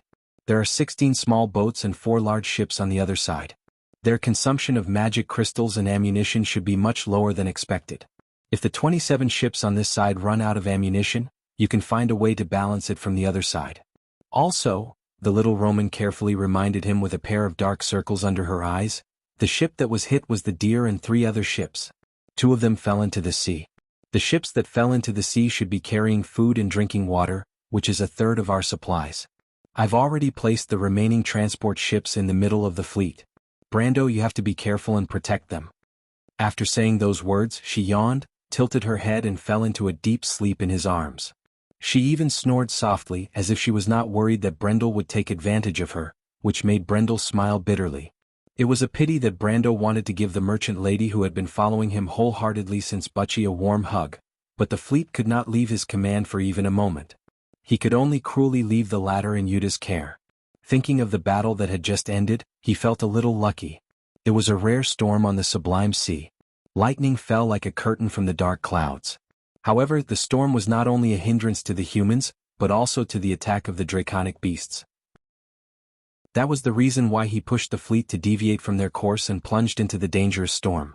He knew that these dragons from the underground would not be able to adapt to the complex and changeable climate on the sea. Reality proved that his common sense in the game saved everyone once again. Modesty organized many attacks in the storm, but none of them worked. The dragons were not used to the stormy clouds, let alone launching an effective attack. Instead, some of them fell into the sea due to the loss of altitude. On the other hand, although the human fleet was slow, the sailors who were used to standing with the wind and waves could always effectively prevent the fleet from getting lost. Although Modesty was angry about this, it was useless. Although the dragons were powerful, they were not omnipotent. The most threatening attack was on the eve of the storm, but unfortunately, it did not deviate from Brando's prediction. He knew the character of the Black Dragon well, so he had already arranged a strategy to meet the attack. Moreover, this time even God was on the side of the humans. The storm lasted for 2 days and 2 nights, and the dragons were already exhausted. When they were forced by Modesty to launch their final attack, the sword of the Ash Sword Saint dispelled all of her delusions. Although the humans had the upper hand, but for the past 2 days, everyone recalled that it was a tragic battle. The fleet lost more than 10% of the warships, and the casualties were uncountable. Many people died in battle, but more losses came from the storm itself. It was a nightmare, but fortunately it was finally over. The sailors and officers, after shouting and cheering with all their might, one by one fell down on the deck, snoring. At this time, there was no chief officer to urge them to stand up and continue fighting. Soon there was only one voice on the deck. "How lucky, my lord." The Shire was a mess. His beautiful Magus robe was wrinkled and stuck to his body because it was soaked in water. He walked up to the poop, wiping the beads of water on his forehead with his hand, and complained to Brando, "We encountered a storm on the shining sea before. The storm on the open sea was much worse than here. Your grandfather vomited a lot at that time. Brando stared at the guy who ruined his grandfather's image. The Shire felt a little guilty under the stare. He spread out his hands and said, "Well, I admit that I vomited a little, but I'm a wizard. You know, our willpower is always stronger than the average person. Your face is so pale that it's not very convincing." "That's because I'm too sleepy, my lord. How come I didn't know that heroic spirits need to sleep?" "I think that lady has a different opinion," the Shire smiled. Brando knew that this guy was talking about Saint Tassol, the Wind Empress. He secretly cursed him for being cunning.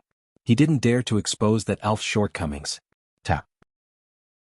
Brando heard the sound of footsteps behind him. He turned around and saw a pair of black high-heeled shoes. The rose inlaid on the tip of the shoes was as eye-catching as blood. It was as dazzling as snow. On the ankle was an ebony skirt.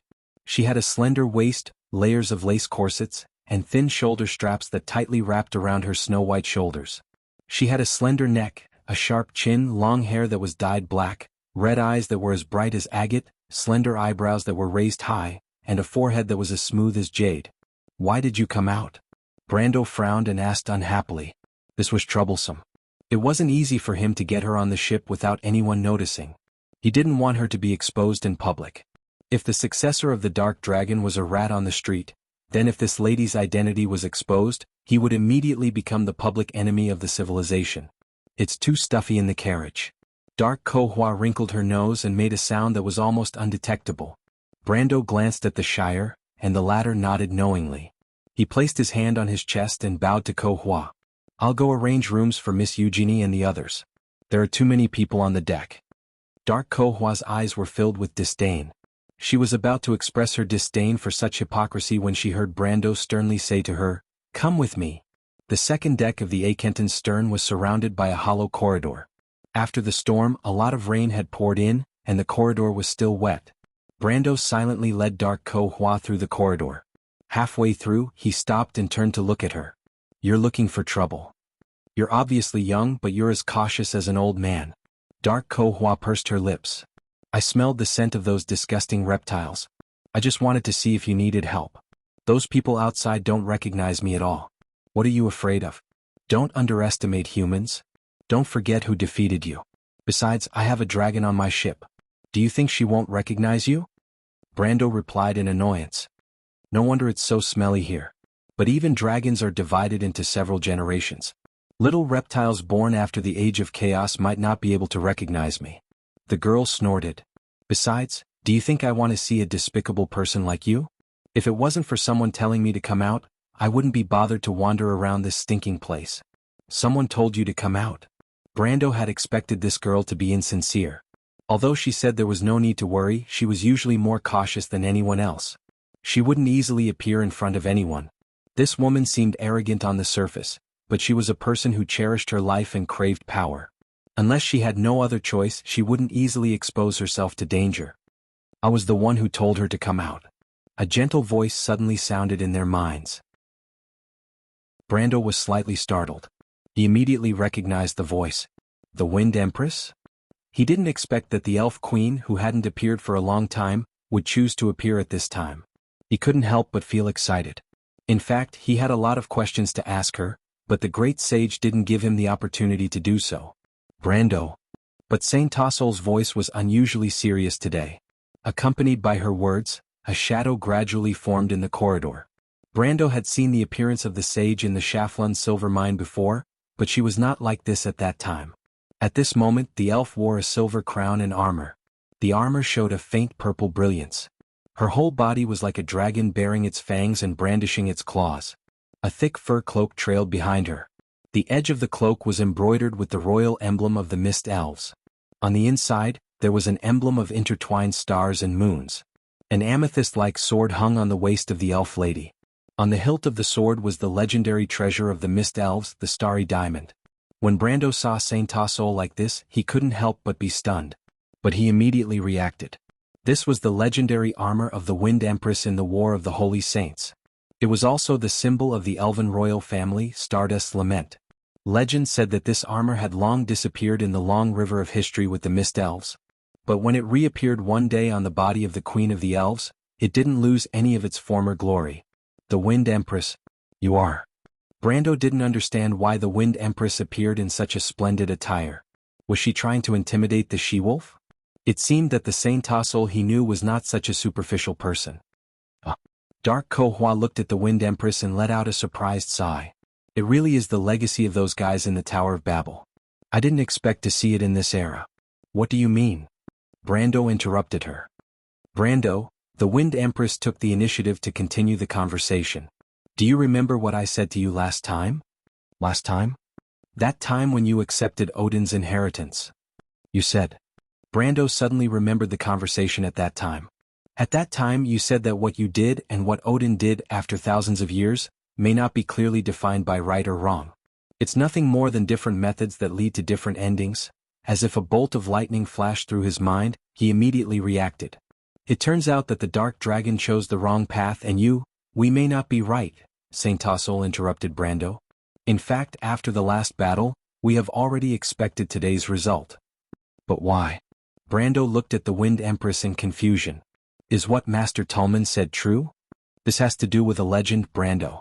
The Elf Empress looked at Kohua silently and replied faintly. That was the time when the Night of Azure had not yet pierced through the sky and caused the meteors to fall to the ground, thus beginning the era of mortals. It was the time before the chaos. In that era described in countless hymns, the gods walked on the earth, and the earth was full of the gods' people, the silver race, the warriors of the gods, the golden race. And before them there were even more glorious gods and servants. Under the glory of the gods, the earth was full of gold and jade, and the sweet water flowed in the rivers. The gods guided their people to cultivate and reproduce on this fertile land. The fire of civilization was prosperous and strong, and the silver race built countless miracles on the earth. The towers pierced the clouds, the cities floated above the clouds, the temples were piled up with jade, and the holy music in the temples was heard all year round. But in fact, the war history in the Pale poem told a completely different story. It was an era of war, bloodshed, and heroic sacrifice. In that era, the gods and their servants also faced a terrible enemy, the Twilight Dragon.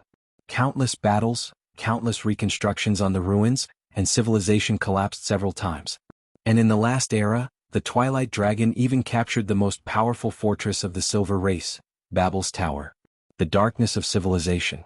This was the terrible disaster recorded in the Pale poem of the Cruz people, recorded on the War Slate and recorded in the Dark Prophecy. Countless civilizations were destroyed, and the legacy of the past was scattered on the earth. After countless years, the once noble Silver Race had to trudge on the earth, cut through the thorns and find everything that was lost. Until a hero appeared in this world. The Night of Azure. The legend that changed everything. After the azure spear pierced the sky and caused the Twilight Dragon to fall into a deep sleep, the Myrnas appeared on the earth.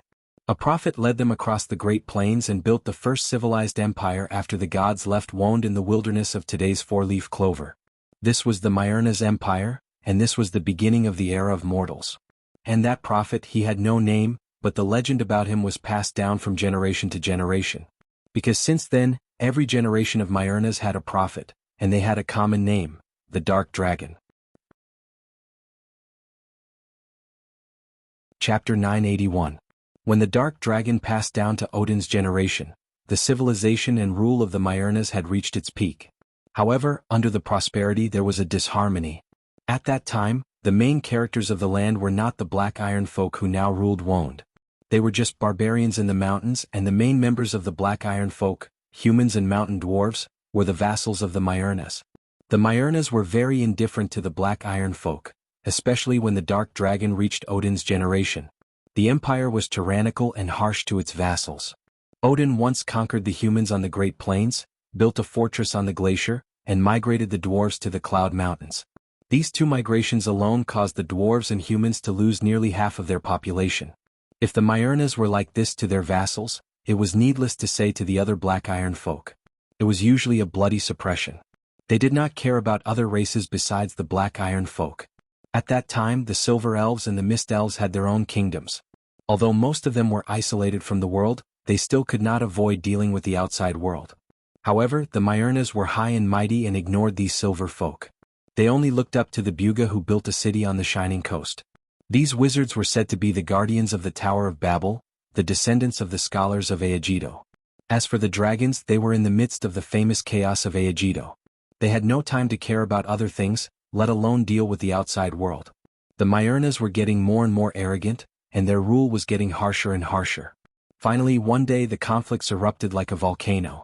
Just as recorded in history, the opportunity came from Odin ordering the Mist Elves to work with the Myrnas to participate in the crusade against the barbarians. This order deeply hurt the sensitive and proud self-esteem of the Mist Elves, so they naturally rejected this unreasonable request without mercy. Odin was furious and immediately ordered sabers to lead an army to attack the Laurel Forest where the Mist Elves' kingdom was located. The fuse of the War of the Holy Saints, the Uyue War between the Myrnas and the Mist Elves began. He had no choice but to be angry. At this point, the Wind Empress sighed to herself. Odin is a smart man. He saw the internal conflicts of the Empire. He wanted to use our submission to intimidate others, but he didn't expect that we would dare to refuse. Odin is too impatient, Brando thought with a frown. When he received the inheritance of the Dark Dragon, he had seen the Emperor of the Myrna people once in a dream. At that time, the impression that the other party had given him was not that of a headstrong person, but when he was trying to figure out the mentality of the elves, he made a huge mistake. The Silver Folk also had their own pride. The Mist Elves were not vassals of the Myrna people, so how could they bow down to the Myrna people? Saint Tassol saw his expression and knew what he was thinking. She shook her head and said, "The will of the Dark Dragon isn't that easy to reject. You can't imagine how powerful the Myrna people were in that era. Brando, you know that the Silver Elves are brave and good at fighting, but they might not even be able to win against the Myrna people, let alone us." "Then you?" Brando asked, puzzled. "We got a hint in advance." The Wind Empress replied word by word. "What?" "We got the promise of the Buga people," the Wind Empress said slowly. "In fact, the dissatisfaction with the Myrna people on the continent has been going on for a long time. Needless to say, in the Empire, the Silver Elves and the Mist Elves were not willing to be marginalized. The promise of the Buga people was like an opportunity for us. Soon the Silver Elves joined this secret covenant. Coincidentally, as if fate had arranged it at this time, the human resistance army that was suppressed by the Myrna people also crossed the wilderness under the leadership of the Flame King Gretel and returned to Wond. Today, in the Whitestone Wilderness, we signed the covenant that has been passed down to the present, which is the oath you call the Sacred Covenant. From then on, the War of the Holy Saints began. You know what happened after that?" Brando heard this and did not ask because he knew that this was the history he was familiar with. Today, what the elven lady was going to tell him must be another, unknown secret. Sure enough, after a moment of silence, the Wind Empress spoke again. "But in fact, there are several suspicious points in the whole War of the Holy Saints. The biggest question is, later we privately confirmed with the Buga people that the reason they participated in the war was because they got the promise of the dragon, and before that they did not send any invitation to us. As for the dragon's side, the situation is similar." Brando raised his eyebrows, faintly smelling the scent of a conspiracy from this paragraph. The Flame King Gretel, under mysterious guidance, crossed the dark wilderness. In the early years, Gretel, Fanzin and I used to adventure on the continent together. Although we lost contact after he became the leader of the resistance army, I believe that he would not lie about this. Besides, Fanzin and Eloranta had similar experiences. In other words, behind the War of the Holy Saints, there is actually a force behind it, and this force does not belong to any side of the humans, elves, wizards, or dragons. Brando finally could not help but stop and ask. The Wind Empress also stopped. This former sage looked out at the vast and blue sea outside the corridor, her light purple eyes flashing with an inexplicable brilliance. "Yes, in fact, I met that person later. She was called Sophie, a witch." Witch. Although before this, Brando's mind had all kinds of answers, but he never thought of this special group of witches. They were the loyal followers of the Dark Dragon, and even today, even in open opposition to the world of order, they did not give up their beliefs. Needless to say, the Queen of Witches was the former mistress of the Myrna Empire. How could such a group betray the Myrna people? The Wind Empress nodded. "This group of witches is from the Pharaoh. They and the witches of the 13th moon are the two most unique groups of witches in the witch world. Sophie is not her name. Every generation of their Orthodox descendants is called Sophie, just like the Dark Dragon. After the War of the Holy Saints ended, she personally found me and told me all this." "What?" Brando asked, very puzzled. "Because of the Black Prophecy." "Black Prophecy?" The Wind Empress skipped this question and asked, "Brando, do you think someone as smart as Odin would fall into the trap of his own people?" Could it be because he trusted the witches too much? No, that's not the case. After thinking about it carefully, I'm afraid he already knew all this. When we rebelled, even if the humans, dwarves, elves and bugas as well as a few other races such as the gnomes and halflings joined together, I'm afraid we weren't sure if we could really defeat the Empire. The strength of the Myrna people is unimaginable to people now. This was the second time she said this, but in the eyes of Saint Tassol, it seemed to be a matter of course, because the Myrna Empire ruled by the Dark Dragon was so frightening. But they were defeated after all. Brando comforted. No. The Wind Empress shook her head decisively. It's not as simple as you think, Brando.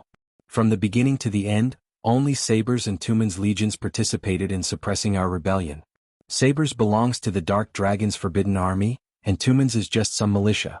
The Myrna people have 7 legions, and these 7 legions have never appeared in the entire War of the Holy Saints. What? This time Brando was really surprised. It could be explained that the 7 legions of the Myrna people did not appear in the early stages of the War of the Holy Saints because they did not attract attention. But after the decisive battle between the 4 sages and sabers, anyone with a discerning eye could see that the Myrna Empire had reached its end at that time, and even the Dark Dragon Odin himself had to participate in the battle. Under such circumstances, the possibility of the Myrna people still hiding their strength was too small, unless the so-called 7 legions of the Myrna people were just a complete scam. But is that possible? The Wind Empress continued, in fact, until we attacked the Alkash region, we had always thought that the Dark Dragon had arranged a trap to make us believe that we had won. The only doubt was that most people more or less felt that our strength was not enough to make Odin go to war. It wasn't until Odin personally participated in the final battle and was defeated that we dared to believe that all of this was true. In fact, until the final battle, Odin had not used his strongest strength.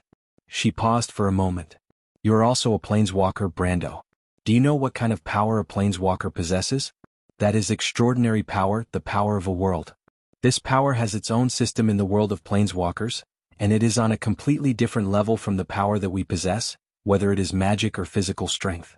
Unless we can use the power of the entire world to fight against the power of the planeswalkers, it is impossible for us to win.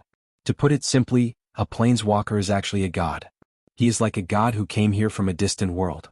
He controls all the rules of that world, and the creatures and forces of the entire world obey his orders unconditionally.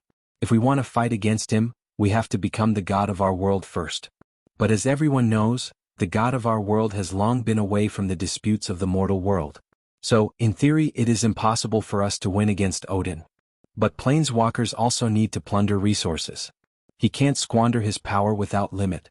Odin just changed his method of plundering power from this world to support the power of his world. As long as you find a way to defeat him from this source, it's not like there's no hope of victory. In fact, isn't that what you're doing, Lady Wind Empress? You are the same as us in that era, thinking of the problem too simply. But the problem is the Dark Dragon is not alone.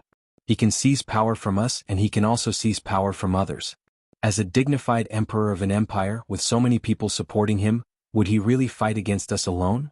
Saint Tassol seemed to have been prepared for this question and calmly retorted. Brando was stunned. He remembered that this was not what the Wind Empress had said last time. Moreover, history did not describe it this way. But he did come to challenge you alone. Is it because he is too confident? Odin is no longer a young boy. He is the supreme of a huge empire. He would not do something reckless for this false reputation. Actually, Fanzin and I saw some clues in the battle. Later, before Odin died, he asked us to keep a secret for him, which confirmed my guess. He asked you for sages to keep a secret for him. What kind of secret is that? Brando only realized that it was inappropriate when he asked this question, and hurriedly tried to remedy it. Sorry, if it is not convenient, then forget it. He suddenly thought that since the Wind Empress had said this, the 4 sages must have agreed to Odin's request at that time. Some of the things that Tumen had said to him before also proved this point. In that case, he could not let the Wind Empress be a person who went back on her words. Besides, heroes like the 4 sages were unlikely to go back on their words. But unexpectedly, the Wind Empress shook her head indifferently and said, Actually, it's nothing. I came out today to tell you the truth. I've thought about it. Since you are the person chosen by Odin, there are some things that you should know. Brando shut his mouth but frowned faintly. He suddenly heard a sense of farewell from the tone of the Elf Empress. He faintly felt that the sage who had accompanied him for so long and taken care of him like an elder was about to choose to leave. Saint Tassol pondered for a moment before slowly replying, "The secret that he asked us to keep is very simple. It is to let the result of the War of the Holy Saints become an established fact." In fact, he had already expected all of this. He told us some things. The Twilight Dragon has never really died. The first generation of the Dark Dragon, Azure Knight, only seriously injured it and made it return to the Sea of Chaos. However, the hour hand of the Judgment Day has never slowed down. There is such a legend in the Dark Prophecy. It says that a hero will be born from the mortals, holding the key of fate and opening another door for the future of this world. That is the rebirth of order on the ashes after the dusk of all things and gods. After the disaster of Babel Fortress, civilization was once lost on the earth. Many people, including our generation, thought that the hero among the mortals was Azure Knight, because he was the one who made the stars fall to the earth and started the era of mortals. However, fate played a cruel joke on us. This is a secret that only a few people know. Since the establishment of the Myrna Empire, they have been engaged in a fierce war with the Twilight Army outside the elemental frontier. Therefore Wand had a short respite. The Elf Queen smiled slightly, but her smile was a little tired. "We thought that what we did was right. The War of the Holy Saints was just a war against oppression. However, from the beginning we guessed the beginning correctly but not the end.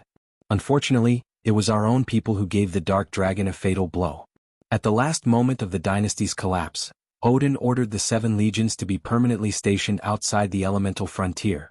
He also joined forces with several other planeswalkers to seal Wand's passage to the Sea of Chaos. This was his last gift to us. He was a stupid guy, but this gift was precious. This gift exhausted the strength of him and everyone around him, so it became the reason for his inevitable failure." The Wind Empress sighed softly. In fact, this was also the reason why the witches betrayed him. Odin did not believe in fate. Everything he wanted to do was just to prove that everything said in the Black Prophecy was not necessarily right. The world did not need to be destroyed to be reborn, and there was never a savior. But the witches believed in the power of prophecy. The end of the world was bound to come. Odin had proved that he was not the person in the prophecy, so the Myrna people had to give up this stage for the Iron Folk. They were waiting for the arrival of the final prophecy in the Black Prophecy. The witches of the Moon of Law were the executors of this prophecy. Brando was speechless for a long time. He had already guessed part of the truth, but it was only today that it was confirmed. This was the inheritance of the fool. It was the arrogant struggle of a man who overestimated himself. Although it was ridiculous, it was worth remembering forever. Because people would never bow down to fate. Now that the truth was out, he couldn't help but rub his chest. In a sense, he was also the one who had overestimated his capabilities. Whether it was in the eyes of the noble heroine, in the eyes of the princess, or in the eyes of others, perhaps even the Bugas who supported him behind the scenes, or even the people around him, they might not be able to understand his ideals. He knew that many people stood by him only because they believed that he could change something. They might not agree with his true thoughts deep in his heart. What did he want the world to be like? Brando did not answer, but his eyes had already crossed the sublime inland sea. He knew that there, beyond the borders of civilization, there were countless undeveloped lands. Civilization did not have to be trapped in one place, and the power of the Twilight was not invincible. These thoughts were somewhat out of tune with this world that was deeply mired in chaos, perhaps even too distant. Just like how the Kurlutz people would never work together with the Farnazan people, the Wind Elves would never be able to integrate themselves into the human world without reservation, not to mention the undead and countless troubles and conflicts. But would he become a fool like Odin? Brando felt that he could not answer this question for a while. Maybe not, just like how he did not agree with all of Odin's ideas. Maybe the problem is not here. He said slowly. The glorious deeds of the 4 sages, the alliance of the continent's 100 races, may not be a mistake. Odin may be doing what he thinks is right, but there are many ways to accomplish one thing. He believes that fate can be changed, but he sees himself as the savior. Brando looked at the magnificent scenery under the fleet. The thick clouds scattered like cotton wool blown away by the wind, revealing the golden sea surface. But there were more things in his mind. The diligent Blackie has published a new book again. Let me recommend it to everyone. I feel that it has improved a lot compared to the last book. Title: Ling Tianji, book number 329665. Introduction. With a thought, 10,000 laws follow. With a thought, the moon is bright and the wind is clear. The 9 states is vast, hundreds of millions of miles. The Emperor of Great Zhou appoints the world to the people. The Taoist court is above the 9 heavens, educating the 9 states. Outside the 9 states, the demon kingdom of the northern wilderness is eyeing covetously. The southern barbarian shaman sect is ambitious. The Saha Buddhist land in the west preaches to the 9 states and is in the ascendant. A young scholar who has read all kinds of classics since childhood transmigrates to this world. He fights the barbarian shaman and fights the demons. He discusses the Tao with the Bodhisattva and smiles with the Taoist Lord. He builds the heavenly court, establishes the netherworld, opens the 6 paths of reincarnation, and becomes the celestial emperor. Chapter 982. The two stood in the corridor and did not speak for a long time. Brando suddenly spoke. Lady Wind Empress, I have one last question. Is it about the secret of the final battlefield? The Wind Empress seemed to have expected this question. Yes, I want to know what the Silver Empress saw in that temple and why there was a Somer crystal there. According to what you said, since Odin asked you to keep it a secret for him, why would he leave a message there? I think there must be a reasonable answer behind all this. The Wind Empress was silent for a moment. I think this may be an accident but maybe not. That human girl may have seen the node there and saw something outside our world through the node. Node. This is the biggest secret of the final battle. Why did the final battle move around the entire Al-Kash region? It's all because of us. It's all because of us, because Odin's seal of the entire world, and the node of the seal is located in the center of the final battlefield, which is in that temple. I suspect that someone deliberately let that human girl see what is behind the seal. This person may be the Darkness Dragon or may not be. If it's not the Darkness Dragon? Brando's voice lowered a little. Regarding the answer to this question, both of them tacitly did not continue because other than the Darkness Dragon, there was only one force that had the motive to do so, and that was the Twilight Dragon. The hidden message behind this was too terrifying, to the point that Brendel could not help but tremble in fear. The Bugas may have also guessed this. The Wind Empress paused for a moment before replying. They may have originally hoped that the Holy Cathedral of Fire would stand on their side, but Vala's performance undoubtedly disappointed them, so they came to you. This is also the reason why you must stop Her Majesty the Empress. I understand. Brando nodded. In fact, even if it was not for this reason, just for Scarlet, it was enough for him to stand on the opposite side of Her Majesty the Empress. There was another long period of silence. It was as if the past of the War of the Holy Saints was always shrouded in a layer of fog and seemed mysterious and unfathomable until the truth was known. But when all the truth was revealed, it made people speechless. It was as if both of them understood that there was no need to continue the discussion on this issue. After a long time, Saint Tassol said faintly, Brando, actually, I'm here to bid you farewell. Hearing this unexpected sentence, Brando was not surprised. He just took a deep breath and asked, Are you going back to Saint Tassol, Lady Wind Empress? The Wind Empress nodded. The time has come. We have guarded the secret for Odin for 1,000 years, and the seal he and Kelsey left behind is getting weaker and weaker. Now that the demonic wave is coming, the connection between the Sea of Chaos and Wond has reached its closest point in 1,000 years. The power of Twilight is recovering, and the demon's restlessness proves this point. Therefore, I must return to Saint Tassol. In fact, I have already guessed the reason why the Bugas came to you. I also don't agree with the choice of the human Empress. Her choice is just repeating the old path that the Darkness Dragon has walked once, and it is impossible to succeed. Go ahead and do it, Brando. The Wind Elves will support you. Brando was silent. He knew the temperament of the Wind Empress, and it was meaningless to persuade her to stay. Are you ready, Lady Wind Empress? The Saint Tassol of today is no longer the same as before.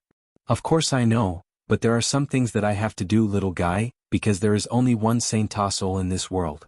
Yes, there is only one Saint Tassol in this world. The Mist Elves may no longer exist, but the national emblem of the Elven Empire is still the Wind Empress' sacred emblem. This is the meaning of motherland and homeland, not to mention that it is the country that she founded. No matter what she said, Brando knew in his heart that the Sage Empress would never truly let go of her people. 1,000 years have passed and this feeling has become deeper and deeper. I am not unprepared. Including the Hunter siblings, more than half of the Knight by my side back then have gathered, and I also know the whereabouts of some others. The 24 rings symbolize the national emblem of Saint Tassol, and soon people will understand that this is actually just a symbolic meaning. Only then did Brando remember the Hunter siblings that he saved in the deadly Frost Forest. The girl who was as agile as a cheetah had left a deep impression on him, and the two of them had stayed in Valhalla after that incident. He was silent for a while, but he was still very reluctant to part with them. Ever since he first met the Elven Empress under the Shaflun silver mine, it seemed that a long time had passed unknowingly. He did not know when it started, but he had gradually gotten used to having this kind of person who was both a teacher and a friend, like a big sister next door. She was once a sage, but also his teacher. Although he had long been honed into a true man, he still felt melancholy in his heart. The Wind Empress looked at him, and a series of words like a nightingale's voice blurted out, "That's Vin Master." This was an elven proverb, and the general idea was that one day, even a cub would have to leave the nest. Brando understood what she meant, and just as he was about to say something, the Wind Empress continued, "Brando, do you still remember the first time we met?" Brando froze for a moment. He naturally remembered that it was under the Shaflun silver mine, and everything that happened back then was still fresh in his mind. He was much more impulsive than he was now, causing a lot of trouble in the ABs, but he also got to know many people because of it. Yuta, Cornelius, and Rabin were now his capable subordinates. Although Koden was already retired in Menta, he still acted as a link between him and the old nobles. There was also Odom, the bad-tempered old dwarf who was now in charge of the construction of Valhalla Fortress. There were also the youths under the Shire, Lyrian, Morkan, and many others who had left their status as apprentices and became true wizards. There were also some who joined his fleet and became young captains. Now that he thought about it, that was the beginning of his career. It was also the beginning of him becoming the Lord of Erewhon. After that, he had experienced many things, and under the guidance of the sage he was now much more mature and learned more about the secrets of this world. He was no longer the brat of the past, but a true lord. The past experiences and troubles had now become a heavy memory. In the end, there was only one image left in his mind. It was the mountains of Yusong. The starry night hung low, and the mountains were silent. The rolling hills were undulating, and a lone building stood in the midst of the pine trees. In the dark night, the cold moonlight flowed like water into the corridor. It was a fake oil painting, a knight sword shining with cold light, a young man covered in blood, and a shining ring. That was the beginning of everything. Inside and outside the Lion Palace, a heavy rain dominated the night in the center of the empire. Under the deep dome, Vala wore a red holy robe and held a golden scepter that represented the golden holy flame.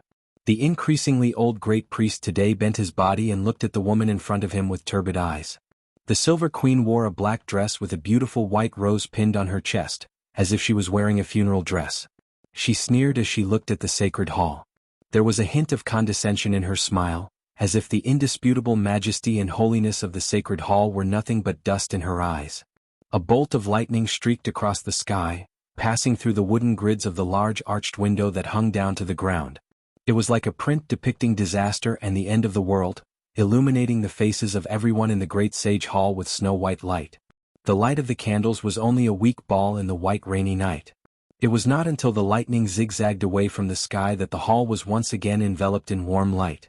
But Vala's heart was cold. Shadows were gathering outside the arched window like silent ghosts. Flecks of red light flickered in the darkness, coming closer and closer, gradually converging into a torrent. Vala raised her head shakily and saw all this.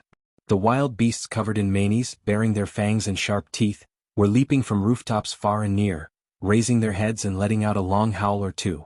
In the distance, echoing screams were heard from farther blocks. Even though it was raining, cats and dogs all over the city were screaming crazily in the night. Everything was like the scene before the end of the world. Vala's heart was cold. Those were the sinners, the werewolves of Senia, the last people with the blood of the Myernas. And today they were back. One by one the figures overlapped in front of him. The once tall and glorious statues of the sages that he yearned for, after the terrible upheaval, the sacred light that shrouded them gradually dissipated. One by one the lights went out, and the road ahead was finally plunged into a dark fog. It was a scene he had witnessed in the past few decades. He had seen with his own eyes the sacred hall that was full of vigor and vitality slowly fade away. The people's unwavering faith gradually wavered, and they fell into a desperate state of self-doubt. The road ahead was long gone and everything was over. He suddenly remembered the moment when he received the holy crown and the scepter. At that time, the golden sun shrouded the entire Leo Palace, and the spire of the palace shone with the most dazzling light. But that was just before sunset. When the Senia Bolton woke up from his nightmare, purple lightning zigzagged across the sky. Outside the window it was raining cats and dogs. He was lying on a thin wooden bed, his face snow-white from the illumination of the lightning. "Sifrit." He subconsciously called out, but there was no response. He stared blankly for a moment before remembering that his daughter had already moved to Valhalla, where she was learning how to grasp the power of the forest goddess from the druid elders. All that was left in the land of darkness was the rustling of the rain. Occasionally white lightning flashed, but Bolton felt a little uneasy. There was no moon in the rainy night, but he seemed to be able to hear a strong call in his heart. It was the wild instinct in the Senia bloodline. Usually, this most primitive desire for destruction would only be aroused under the brilliance of the magic moon, but today was a little abnormal. He slowly sat up on the bed and listened to the movements outside. After Grodden's death, the entire green village was moved to this place under the young lord's arrangements. It was located in the middle of the mountains and forests. He could usually hear the sound of the wind rising and falling under the night sky, but on this rainy night, he could only hear one or two howls that pierced through the curtain of rain. He did not know if it was the wolves of the forest or some other beast. Bolton was speechless. Amidst the faint uneasiness, he suddenly recalled the strange dream he had. It was said that when a person woke up from a dream, the memory of the dream would be particularly deep. For him, this was exactly the case. The most terrifying scenes in the dream replayed repeatedly in his mind. The scenes in the dream were strange and absurd, but he vaguely felt that they were somewhat real. He saw a sea of fire descending, the earth cracking, stars piercing through the clouds and falling from the sky. The mountains and rivers were flattened, and the sea was steaming. The whole world was falling apart and turning into ashes. A terrifying dragon stretched across the starry sky, watching Won's destruction with a cold gaze. In that hellish scene, he seemed to hear the wails of countless people. His people, his daughter, they were all buried in the sea of fire. Then all the scenes collapsed. He remembered a tall figure standing in front of him, ordering him to pledge his loyalty with an unquestionable tone. Thousands of voices echoed in his mind, turning into a loud rumble. The dark dragon has been resurrected. The times have changed. Obey her orders. Obey her orders. Asterisk bang. Asterisk Bolton's eyes were red. He suddenly slammed his fist on the bed. He roared in a low voice, suppressing the urge to turn into a wolf. When he woke up the next moment, his head was already covered in cold sweat, and a deep fear rose from his heart. This primitive and fatal impulse was the biggest weakness of the Senia people. But usually only when the power of the demon moon was at its peak would he feel this wild power in his blood become restless. What was going on? He took 2 deep breaths, but before he could calm the uneasiness in his heart, the door was pushed open with a loud bang. A young man who was drenched stood outside the door, looking at him in panic. He said, "Uncle Bolton, it's not good. Something big has happened." The young man's face was pale, and he looked like he was out of his wits. "But Myrna came to the village. She said her name is Sophie. She's a witch." A bright flash of lightning pierced through the window and into the depths of Scarlet's orange-red eyes. She looked up and was surprised to see the woman who suddenly appeared in front of her. It was the statue of the Saintess of the Lion Palace, wearing a holy robe and covered in blood. On the balcony on the 3rd floor of the castle, Sydney Metferica stood in the rain. At this moment there were 3 deep wounds on her face. The blood had long dried up, and the wound was washed white by the rain. One of her eyes was squinted because of the severe injury, but this did not change the woman's cold and almost stiff expression. Her remaining one-eyed angel, Aroma, was still burning fiercely and coldly staring at Scarlet. Although there were many wounds and blood stained her robe, Scarlet had an illusion that the blood on the woman in front of her was far less than that of her enemy. But at this moment in the capital of the Empire, how could such a battle happen? She had heard of the woman's reputation and knew that the enemy who could hurt her like this must not be simple. If such an enemy appeared in the central area controlled by the Cruz people, then the Empire would not have many days to live. So, it could only be an internal conflict of the Empire. Scarlet vaguely guessed something in an instant. After these days of nurturing, she had begun to have a political mind. She was no longer the confused and restless little girl. Besides, these days the Silver Queen had strictly limited the number of times she and the maids went out. This action implied a signal. The situation in the Empire had been tense day by day. The Queen had already made her move. It seemed that her target was the Holy Sanctum. But Scarlet still did not understand why the statue of the Saintess of the Lion Palace appeared here, in front of her. While Scarlet was puzzled, Sydney was also thinking. It was not the first time she had seen this charming mountain girl. She had recently been conferred the title of Countess and the title of Mountain Princess. But Sydney understood that this was not the true purpose of the stubborn queen. She wanted the mountain people to marry a real princess of the empire, so that they could be tied to the queen's chariot. It was a pity that the little girl was still at a loss. Scarlet opened her mouth slightly as if she wanted to ask something, but in the end she could not make a sound. "I'm here to find you." Sydney interrupted her with a slightly cold voice. "Her Majesty intends to marry you to Prince Hamuer to consolidate her relationship with the mountain people and ensure that you can stay in the empire." Scarlet was slightly startled at first, then she reacted and clenched her fists. The mountain girl bit her lower lip. Although she did not speak, her expression was enough to show her thoughts. "It seems that you don't agree. You want me to help you? You can take me away?" "No, I can't protect myself, but I want to see your lord. I need you to introduce me. I can help you pass a message." Scarlet stared at her closely. For a moment neither of them spoke. Only the torrential rain and the sound of the rain washing the stone wall could be heard. After a long time the mountain girl hesitated. It was only for a moment, but Sydney had already seen her mouth. There were only 6 words: "Save me, Lord." Why do students always say that I'm a monthly update? In the future I'll be a young gentleman who never stops updating. Continue to recommend Hey 13's new work Ling Tianji. If you can help recommend and collect it, please help. Chapter 983. After passing through the storm, the temperament of the sublime inland sea became unusually mild. A week later, at noon of the 8th day to be exact, a black arc appeared on the horizon where the sky and sea were the same color as the sea. It was the mountains of Metz. The sailors remeasured the position of the fleet and confirmed that they were in the waters near Fathom Tan. In fact, the Imperial patrol ships with red sails could already be seen on the sea level.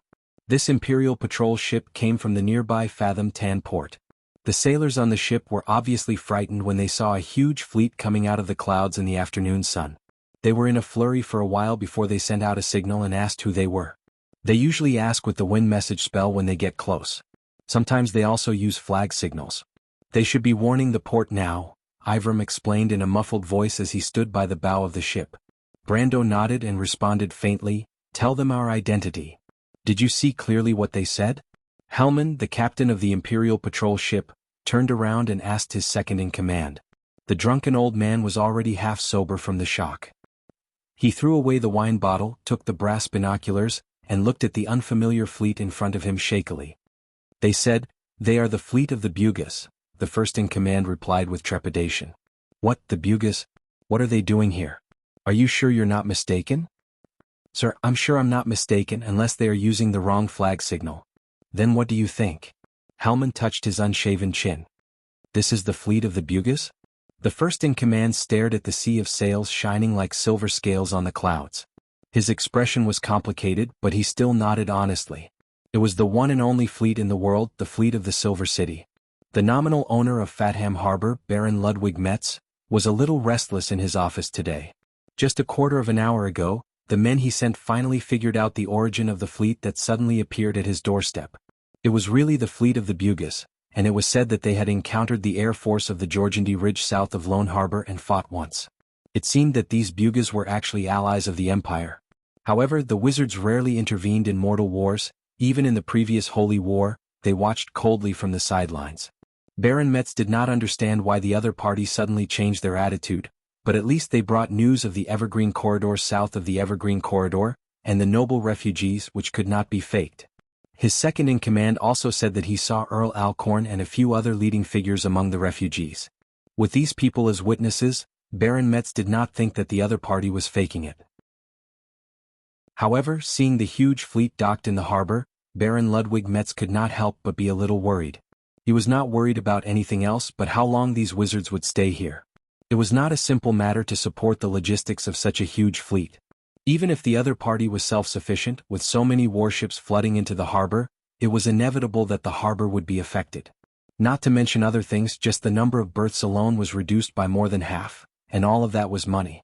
On the other hand, as the lord of a city, Baron Metz was also respected in the Empire, but after all, the other party was a silver person, and had unknowingly surpassed the ordinary people. The Empire had always boasted of being the center of civilization, but this center was usually limited to the area under the rule of the Holy Cathedral of Fire. Even Fanzan and Saint Tassol might not be respected, let alone other places. Nowadays, most people advocated civilization and order, and it was well known that most of the civilizations of this era were inherited from the previous era, and many had been lost in the flames of war, not to mention the priceless ancient documents stored in Babel Tower before the Battle of Dusk. In this regard, the Silver people had an innate advantage over the Black Iron civilization, not to mention the craftsman wizards who boasted of being the keepers of knowledge. Therefore, in the eyes of the world of this era, the arrogant and isolated Bugas were simply synonymous with glory and civilization, born to be high and mighty. Among the ordinary nobles, the culture of the Silver City-state was very much admired, especially in the territories of the major empires, to the extent that it had almost reached a morbid level of subservience to culture. Although Baron Ludwig Metz was pragmatic and was not the kind of hardcore Bugas admirer, but as a member of the high-ranking noble circle, it was inevitable that he would be affected. When he thought of having to deal with those white-robed gentle craftsman wizards in the clouds, for a moment, he felt a little uneasy in his heart. If Brando knew that an excuse he casually made up could give rise to such a mentality in an imperial noble who had been on the battlefield for a long time, he wondered if he would laugh his head off. But at least he would never believe that there were any gentle craftsman wizards. When he was a player, he had stayed in the Silver City-state for quite a long time, and the wizards he had seen were generally of two kinds, either very pragmatic or similar to science fanatics. The former were mostly from the Silver Council, and the latter were mostly from the Silver Society. At this moment, the Baron was thinking about what kind of attitude he should use to meet these noble guests later. Suddenly he heard footsteps in the corridor outside. He raised his head, and the office door was suddenly pushed open with a creak. This change made Baron Ludwig Metz frown slightly, thinking that these Southerners really did not know etiquette. They pushed the door open without waiting for the announcement. He did not expect that it would be the Bugas who came in from outside. In his opinion, the Silver folk should be much more civilized than the people on the ground, and certainly would not do such a rude thing. As soon as the door opened, Baron Ludwig Metz did not see the silver-robed Bugas wizards, but what made his eyes widen was a group of soldiers in armor, blue battle robes, and halberds. These soldiers were certainly not his subordinates, because he had seen them come straight up to him and pointed their spears at him from left and right. "You are..."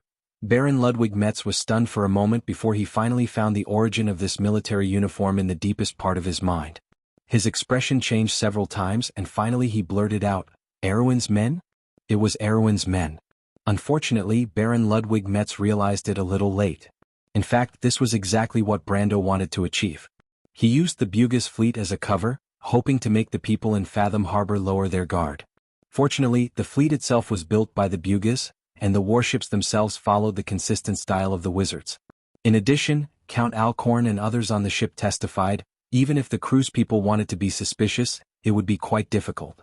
Things developed as he expected, and the fleet entered the port without any hindrance. After the warships docked, the soldiers on the warships rushed down to remove the weapons in the hands of the crew's harbor guards. Those guys still could not believe that the Bugas wizards would suddenly turn hostile and attack them. After all, in their opinion, the Silver folk did not care about what happened in the mortal world at all. Worldly power was like a fleeting cloud to them. Thousands of years of tradition had almost formed a kind of inertia, and this inertia allowed Brando to build a great advantage.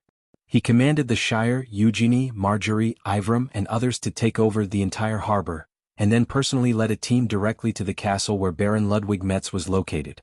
They did not encounter any resistance along the way, and even the castle guards personally opened the gate for them. When they were forced to have their weapons confiscated, they were stunned and asked these Erwin's men what they wanted to do. But when these people finally realized that they were not facing the Bugas, but Erwin's men, they showed a similar look to Ludwig Metz himself. First they were shocked and could not believe it, then they were shocked and could not believe it.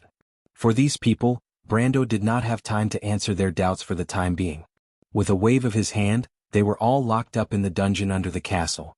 In this way, almost without any trouble, he and his fleet took over the harbor. Of course, this was only temporary. After all, he was just an outsider. If he wanted to rule such a huge city, it was definitely not enough to rely on the few Aween people in his hands. At most, he could only capture the upper echelons in one fell swoop. As for the lower echelons, he did not have the time nor the ability to capture all of them. Moreover, even if he had the ability to do so, who would manage the city for him after he locked them all up in the dungeon? In order to make such a huge port work, the amount of manpower needed was not small. Fortunately, he did not only have Erwin's men in his hands, but also a considerable number of Crew's nobles. These people were all prominent figures in the empire. With these people in his hands, he could justifiably take over the city under the pretext of military control. The empire was in a state of internal and external troubles. On the east side of the Evergreen Corridor, the empire and the Wind Elves were locked in a fierce battle. On the south side, there was the sudden appearance of the Jorgandi Ridge army. Not to mention, a few days ago the Lion Men of Toquinen finally captured the Anzaruta fortress group. It could be said that at this time the situation in the south of the empire was in a deep quagmire, and even the Metz region was exposed. At this time they were nominally allies of the empire. Abuga's fleet, after reaching a consensus with the nobles of the empire, was here to rest and help them fight against the Jorgandi Ridge army. It did not sound very strange. At this time, letting the nobles of the Southern Empire contact the middle-level officials would not give the Crew's people in the harbor the illusion that they were occupied. It would make them feel that the harbor was still under the control of the empire, and this Buga's fleet was just a temporary amulet. Of course, to do all this he must reach a consensus with Count Alcorn and the others. Brando had not thought about how to deal with these fleeing nobles. After all, taking over a harbor from an empire's governor sounded like a rebellion. For these fleeing nobles, they might not be willing to be on the same boat as him. But he did not expect that an empire merchant ship that they captured on the route would be of great help to him. At that time, he originally ordered the capture of the merchant ship because he was afraid that the other party would leak the news that such a huge fleet had appeared in the heart of the empire. But when they boarded the ship, they found that the bottom of the merchant ship was full of refugees from the heart of the empire. These refugees brought them unimaginable news. A civil war broke out. During the week they were sailing on the Sublime Sea, or to be exact, on the second day after they left Lone Harbor, the Kurlutz Empire underwent earth-shattering changes. Her Majesty the Queen suddenly took control of an army that had never appeared before. This army was composed of the Senia and the Myurnas. She directly deprived Vala of his authority as the Pope of the Holy Cathedral of Fire and announced a religious reform. A religious reform initiated by a secular monarch was simply a big joke. In the first moment, the churches in the empire were divided into two distinct factions. The School of Economics clearly stood on the side of Her Majesty the Queen, while the local faction loyal to Vala immediately raised the flag of rebellion after a short period of chaos. In short, the empire suddenly became a mess. This was not just an internal matter of the Holy Cathedral of Fire. This huge change of interests affected everyone's heart. The nobles of Cloak Bay responded to the call of the Silver Queen immediately, but the nobles of the north obviously could not accept this fact. In fact, at this time, the two sides had already fought in the east of Metz. Surprisingly, the traditional military nobles were defeated and suffered a big loss. Brando could not learn more from these refugees for a while. He only knew that the coalition forces formed by several lords retreated in the direction of Ludwig after losing. But these were not the main points. The real bombshell was, the Myurnas were back. These survivors from the era of the Dark Dragon had finally risen from the ashes. When they heard the news, the supporters of Her Majesty the Queen, including Count Alcorn, could not believe it at first, then they doubted it. But after confirming it again and again, they fell into silence one by one. After all, this was still a world dominated by order after the War of the Holy Saints. No matter how unrestrained and rebellious they were, they dared not deny the justice of the Four Sages. This was the foundation of the Iron Folk and the noble ancestors. For a while they could not figure out what happened to Her Majesty the Queen. Was she crazy? How dare she do this? But after a moment of silence, Brando knew that his opportunity had come. He hurriedly instilled his plan into the stunned nobles of the empire. In the case of an uncertain environment, it was best to stand firm first and then choose what to do next. It was probably because of such a huge change in the situation that these fleeing nobles no longer cared about such a small issue as taking over a port. Besides, Count Alcons and the others were not stupid. Of course, they knew what the best choice was when they were surrounded by powerful enemies and the situation was uncertain. As for Brando's actions of taking over the port, they unanimously chose to remain silent. But Brando actually understood that choosing to remain silent at this time was actually supporting him. As the dust settled on the affairs in the port, the tasks were assigned one by one. Brando stood in the original office of Baron Ludwig Metz. Through the floor-to-ceiling arched window, he saw that there was not much commotion in Fatham Port outside. Everything was still in order. Finally, he could not help but breathe a sigh of relief. This time, the wizards of Buga had given him a huge problem. Now he had finally taken the most difficult first step. Fortunately, Tulman did not lie to him. Her Majesty the Queen had indeed taken action first. In this way there were more options left for him. At least the interior of the empire was no longer a monolith. As for the matter of using the tiger's skin as a banner, Brando thought that the wizards of Buga would definitely not mind such a small matter. He could not help but think with some malice. These damn guys wanted to stay out of this matter, but he would not let them do as they wished. He wanted to let these wizards, who thought that they were superior, understand that there was a price to pay if they wanted to use him as a chess piece.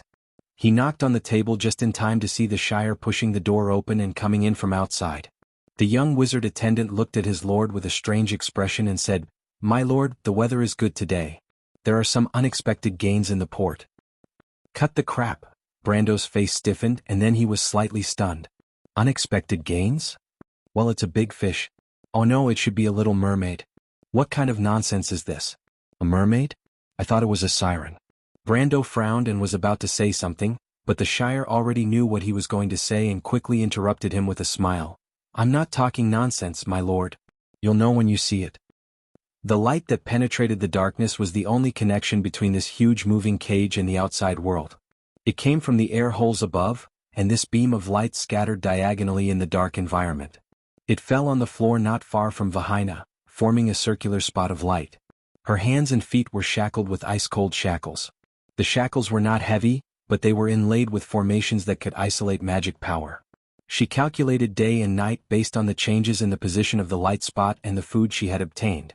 It had been almost a week since she had been locked up in this cage, and almost half a month had passed since she had been imprisoned in Wagner City. Thinking back to when she was first locked in this cage, she was furious and wanted nothing more than to kill that despicable Rodney. But as the days passed, she became numb to it. After the rage, she felt a deep sense of unease and fear. But what Vahina was most afraid of was not her own fate. After all, she was the student of the Green Sword Saint, Veronica.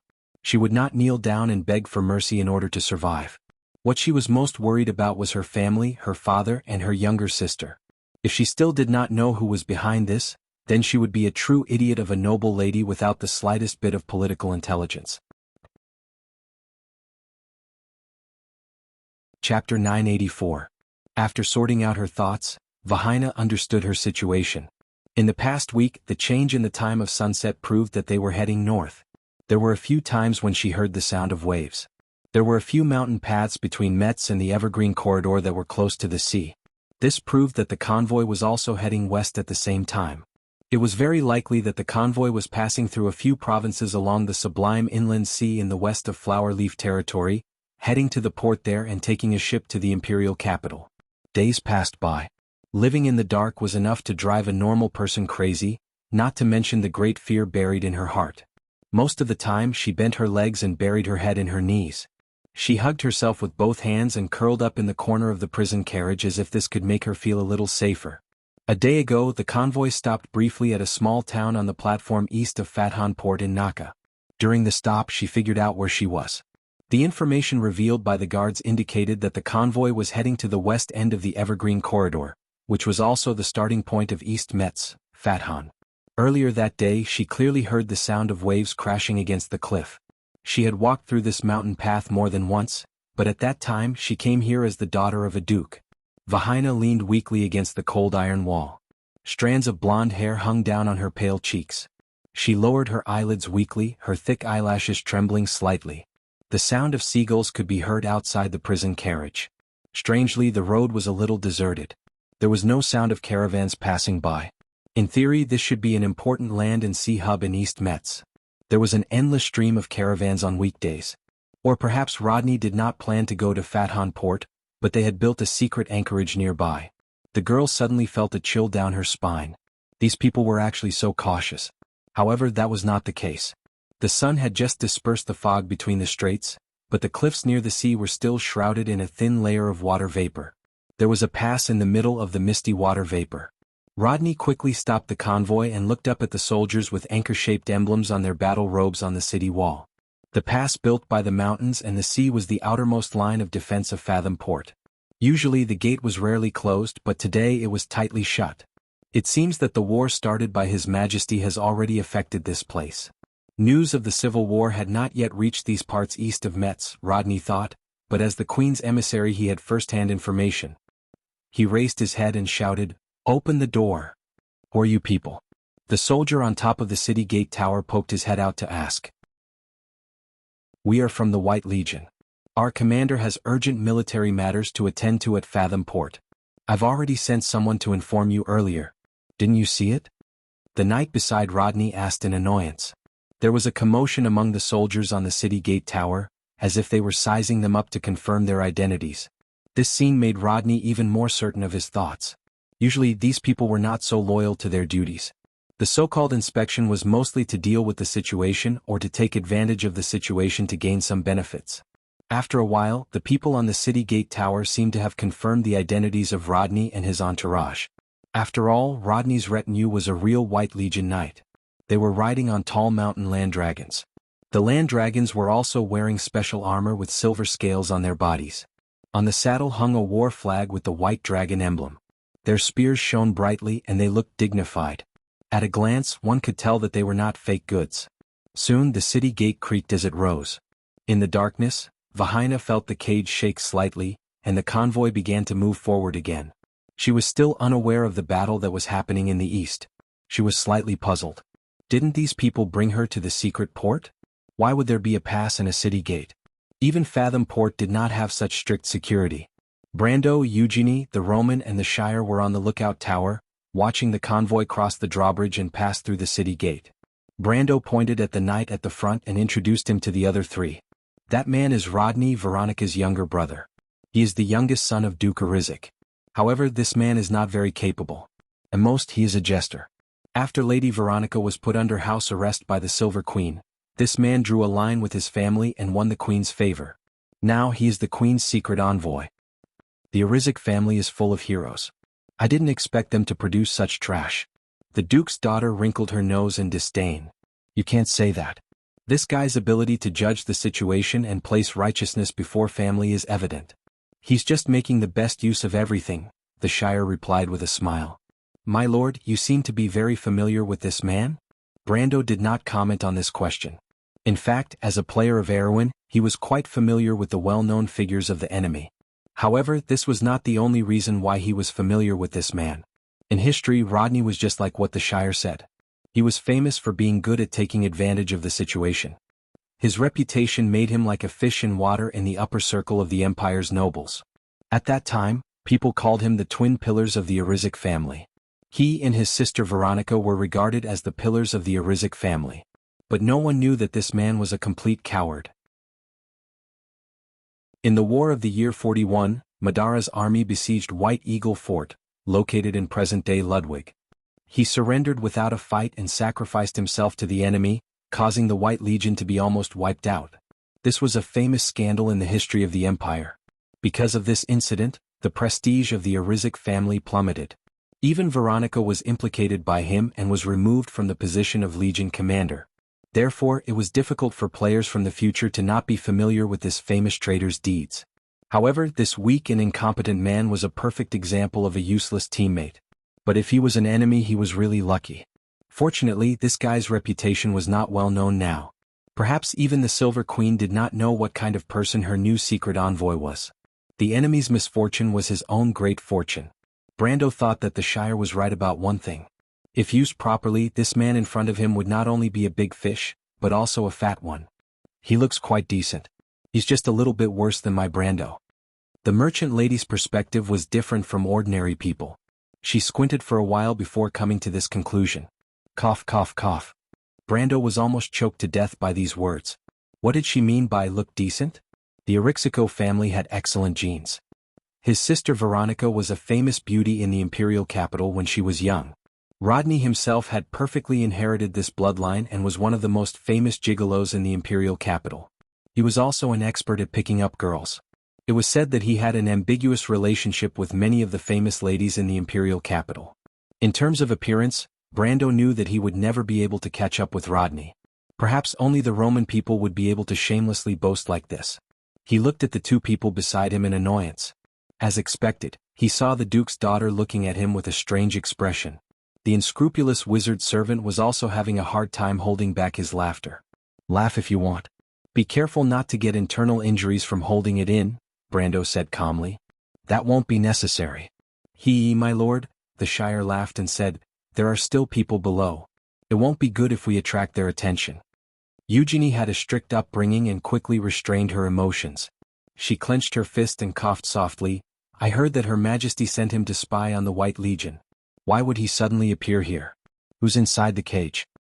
"You hit the nail on the head," the Shire smiled and said, "there's a mermaid inside." "Mermaid?" The Duke's daughter frowned. "That's just a metaphor. The little beauty in the cage is actually the Lord's old lover." "What?" The Shire screamed and dodged Brando's sword. "My lord, you actually attacked. Those people are still below." "Shut up," Brando coldly replied. In fact, he had already guessed who was inside the cage the moment he saw Rodney. Vahina had written a letter to him, and it clearly expressed her intentions.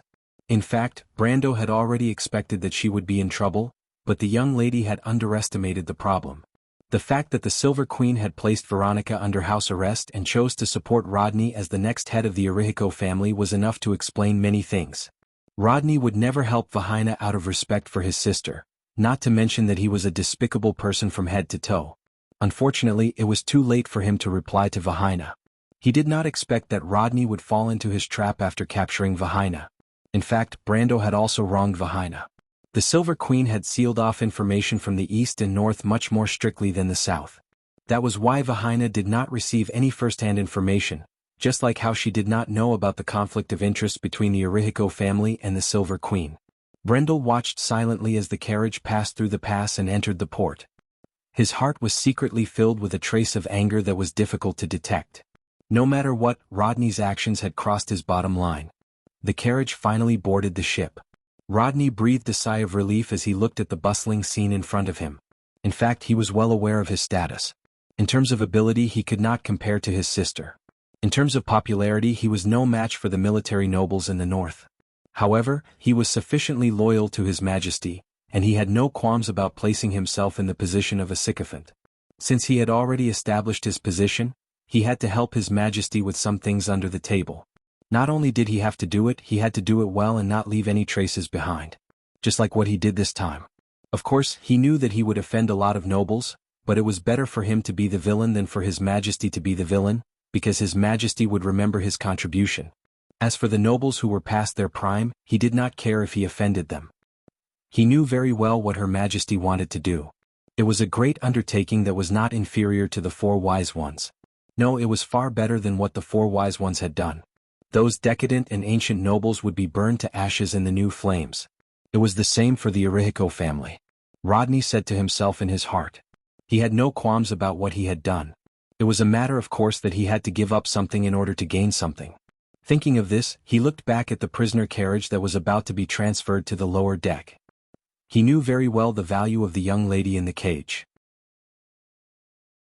Although Her Majesty had taken action in advance and established a new doctrine on the ruins of the Holy Cathedral of Fire, she did not want to overturn the entire empire. Although the nobles in the north had been proven to be completely unreliable, there were still more nobles who were watching. Her Majesty had once told him how important the nobles in the east of Metz were. If they turned to the new doctrine, Ludwig and the other old fogies would be in a difficult situation. Not to mention, East Metz was the main route to the Alkash Mountains. Although he did not quite understand why Her Majesty valued the Alcala region so much, East Metz must be in her hands in order to enter the Alcala region.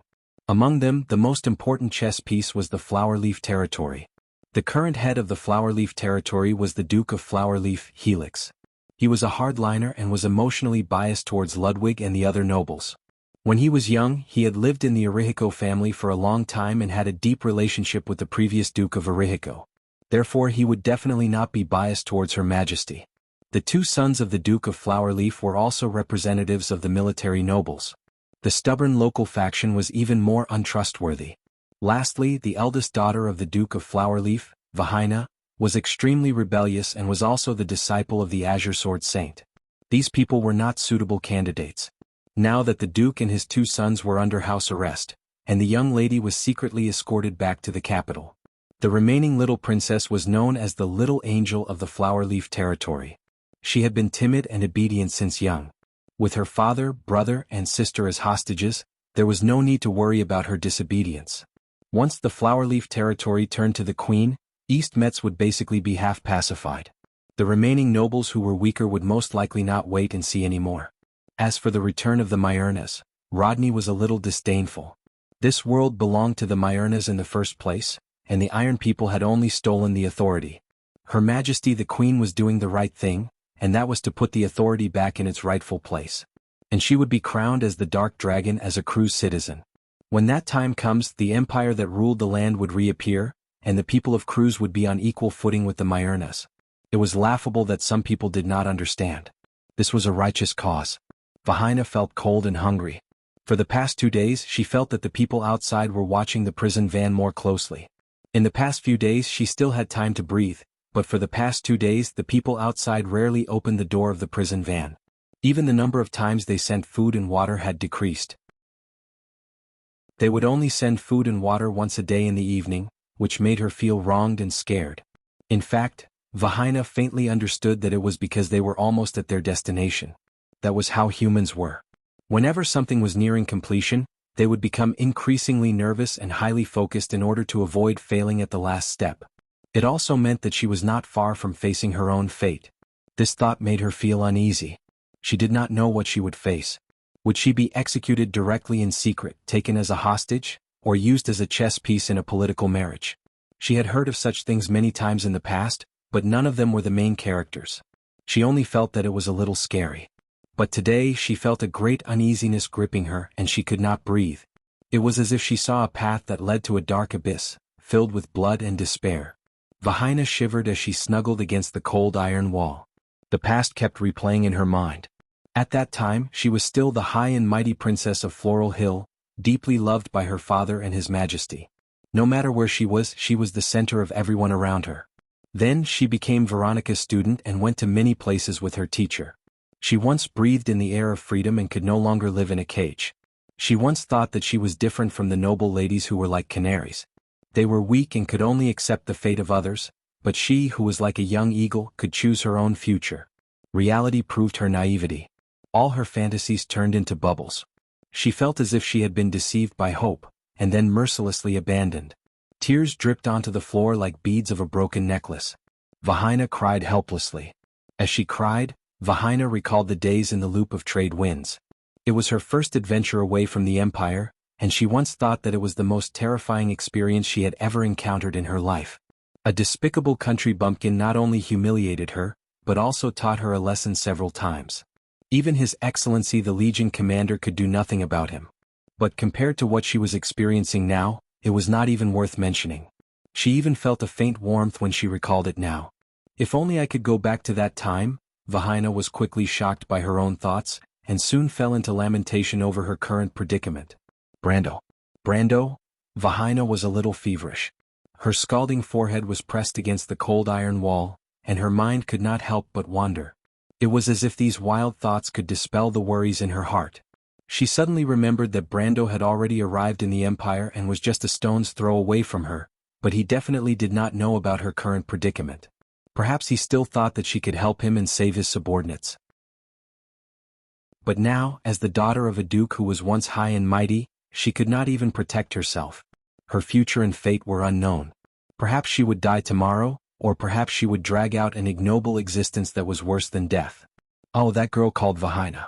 I once went on an adventure with her when I was young, but it's a pity that I haven't heard anything about her for a long time. Oh, that girl called Vahina. I went on an adventure with her when I was young, but it's a pity that I haven't heard anything about her for a long time. Vahina's heart felt like it was being stabbed by a knife when she thought of this, and her eyes turned gloomy. Brando soon received news that Lodney's flagship had left the port. Just as he expected, Lodney did not even meet Baron Metz in order to keep it a secret. Being so cautious could be considered a skill. This also allowed Lodney to escape. Otherwise, once they entered the castle, Brando would order the net to be pulled back, and Lodney would not be able to escape even if he had wings. Now he could only use the backup plan, which was to have the fleet stationed at the outer sea stop Lodney's flagship. It was not that he did not consider detaining Lodney in the port, but he had just taken over the port and had not dispelled the suspicion of the lower and middle officials in the port. It would be unwise to cause trouble at this time. Moreover, Earl Alcon had not decided to completely stand against the Silver Queen. At this critical moment, Brando was afraid of alerting the enemy, so he had no choice but to arrange the battle at sea. However, he was not afraid that Rodney would be able to escape. The warship that Rodney prepared was one of the fastest warships in the Empire's navy. Unfortunately, with such a conspicuous warship docked at the port, it was hard for the people of Aween to not notice it when they took over the port. Marjorie immediately reported this conspicuous warship to Seal. Navy warships rarely acted alone, especially this kind of fast warship. They were usually used to send messages or carry out some special mission. They quickly followed the clues and found out the traces of the messenger that Rodney sent to Fatin Port. In fact, it was through this method that they found out about the information about the convoy. Therefore, Brando had already arranged for someone to tamper with the ship. The quality of the magic crystal used as the floating warship's power source was changed, and some of the spare sails were removed. Rodney was in a hurry to leave the port, so he did not check it carefully. In fact, he did not think to check it because the warship had been docked at the port. Who would cause trouble for the Imperial Navy? And all of this had already doomed his ending. 3 Buga floating warships with red sails disguised as Imperial patrol ships had left the port early and were waiting for Rodney's flagship in the outer sea. Chapter 985. The battle to ambush Rodney's flagship ended faster than expected. Under such circumstances, even the backup plan that Brando and the others had discussed and arranged was not of any use at all. When the Valhalla fleet disguised as the Empire's patrol ships fired their cannons, Rodney thought that there was some kind of misunderstanding and hurriedly ordered the ship to stop and wait for Brando's subordinates to come closer to explain. In the end, when the 3 warships from Valhalla were close enough, he finally realized that something was amiss. Unfortunately, it was too late. The commander on Brando's warship immediately ordered the warships to approach and engage in a boarding battle. The sailors swarmed forward. Although the Knight of the White Legion around Rodney was still prepared to put up a desperate fight, the battlefield they were good at was not in the air. Not to mention, Brando's side had the Valkyrie and the Ash Sword Saint. In less than 15 minutes, the sailors had broken into the lower cabin and forced Rodney and the rest of his squires to surrender. After that, the 3 warships and the flagship docked at the military anchorage near Fathom Port. Brando was notified immediately and brought the Shire and the others onto the ship. When they boarded the ship, the traces of battle on the deck had already been cleaned up. The corpses that were strewn all over the deck were moved away, and the filthy blood was washed away. Rows of sailors in Valhalla Navy uniforms stood on both sides of the ship, and there were obvious traces of battle on their bodies. However, most of these young people's eyes were shining with excitement. Behind them, a few captives were tied up like dumplings and thrown to the side. Rodney himself was not injured at all. He stood beside the cabin door, and the head of the Valkyrie, Brunhilde, was personally responsible for monitoring him. Brunhilde was dressed in military attire as usual. Her face was as cold as ever, and she had a serious smile on her face in front of outsiders. However, there was a bright flame burning in her light blue eyes. She only nodded slightly when she saw Brendel. Being personally watched by the head of the Valkyrie, who was praised in myths and legends, made Rodney's life worth it. However, at this moment he obviously did not think so.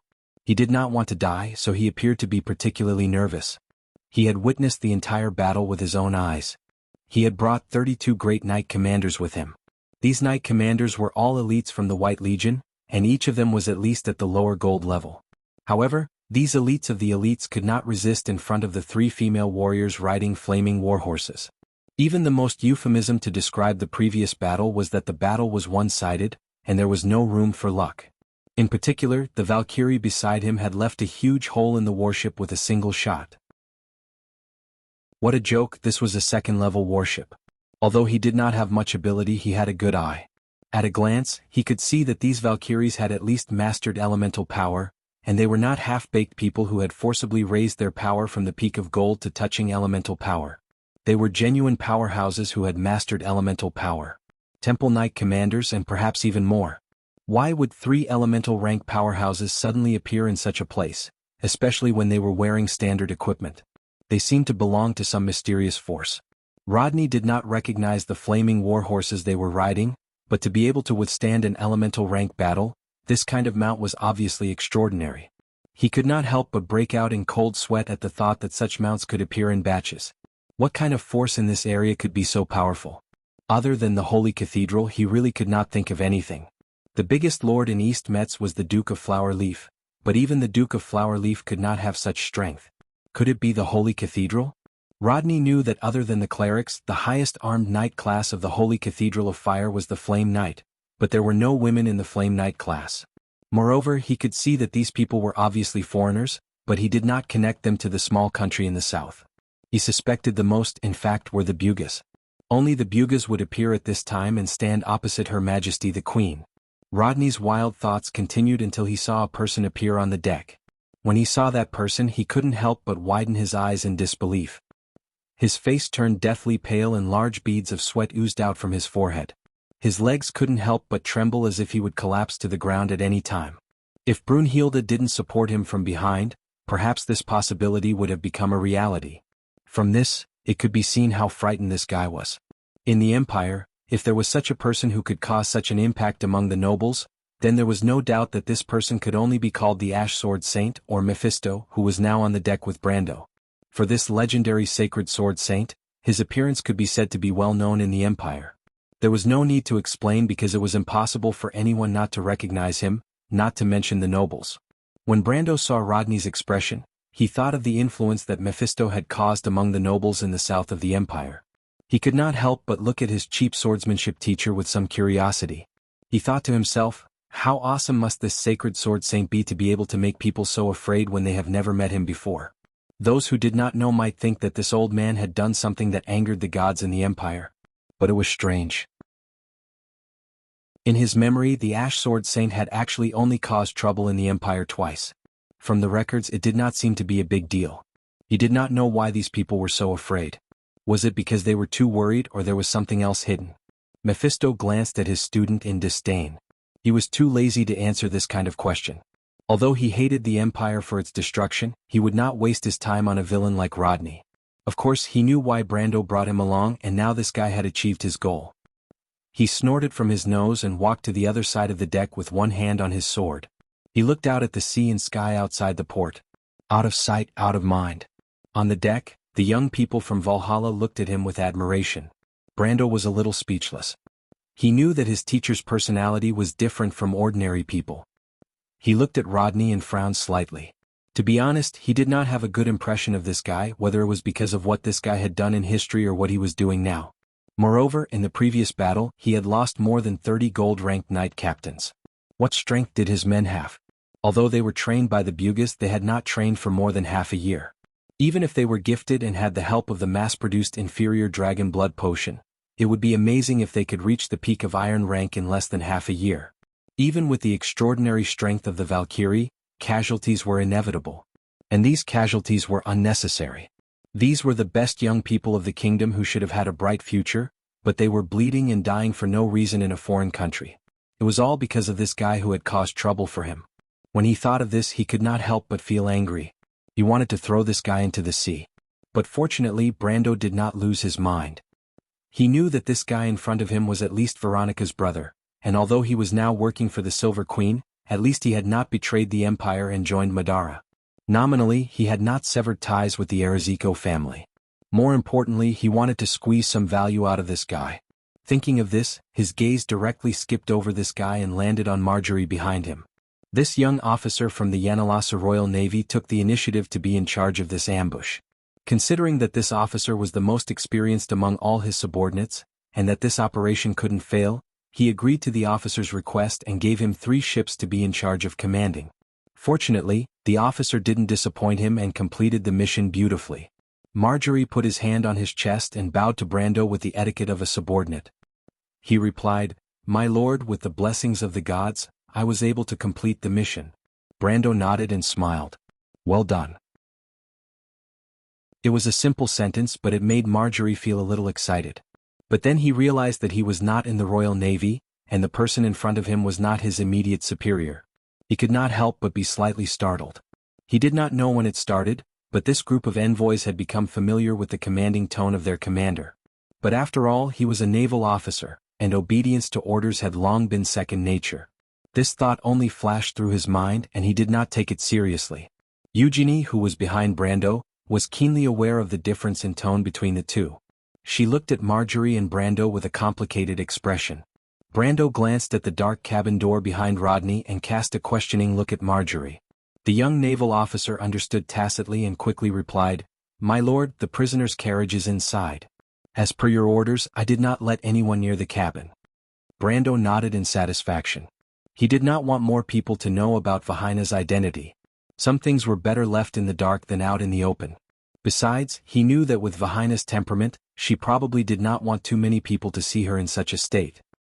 He felt a little complicated when he thought of the high and mighty young lady he met in the loop of trade winds. He thought to himself that this was probably what fate meant. Who would have thought that their second meeting would be under such circumstances? In the dark prison, Vahina was curled up in a corner, trembling.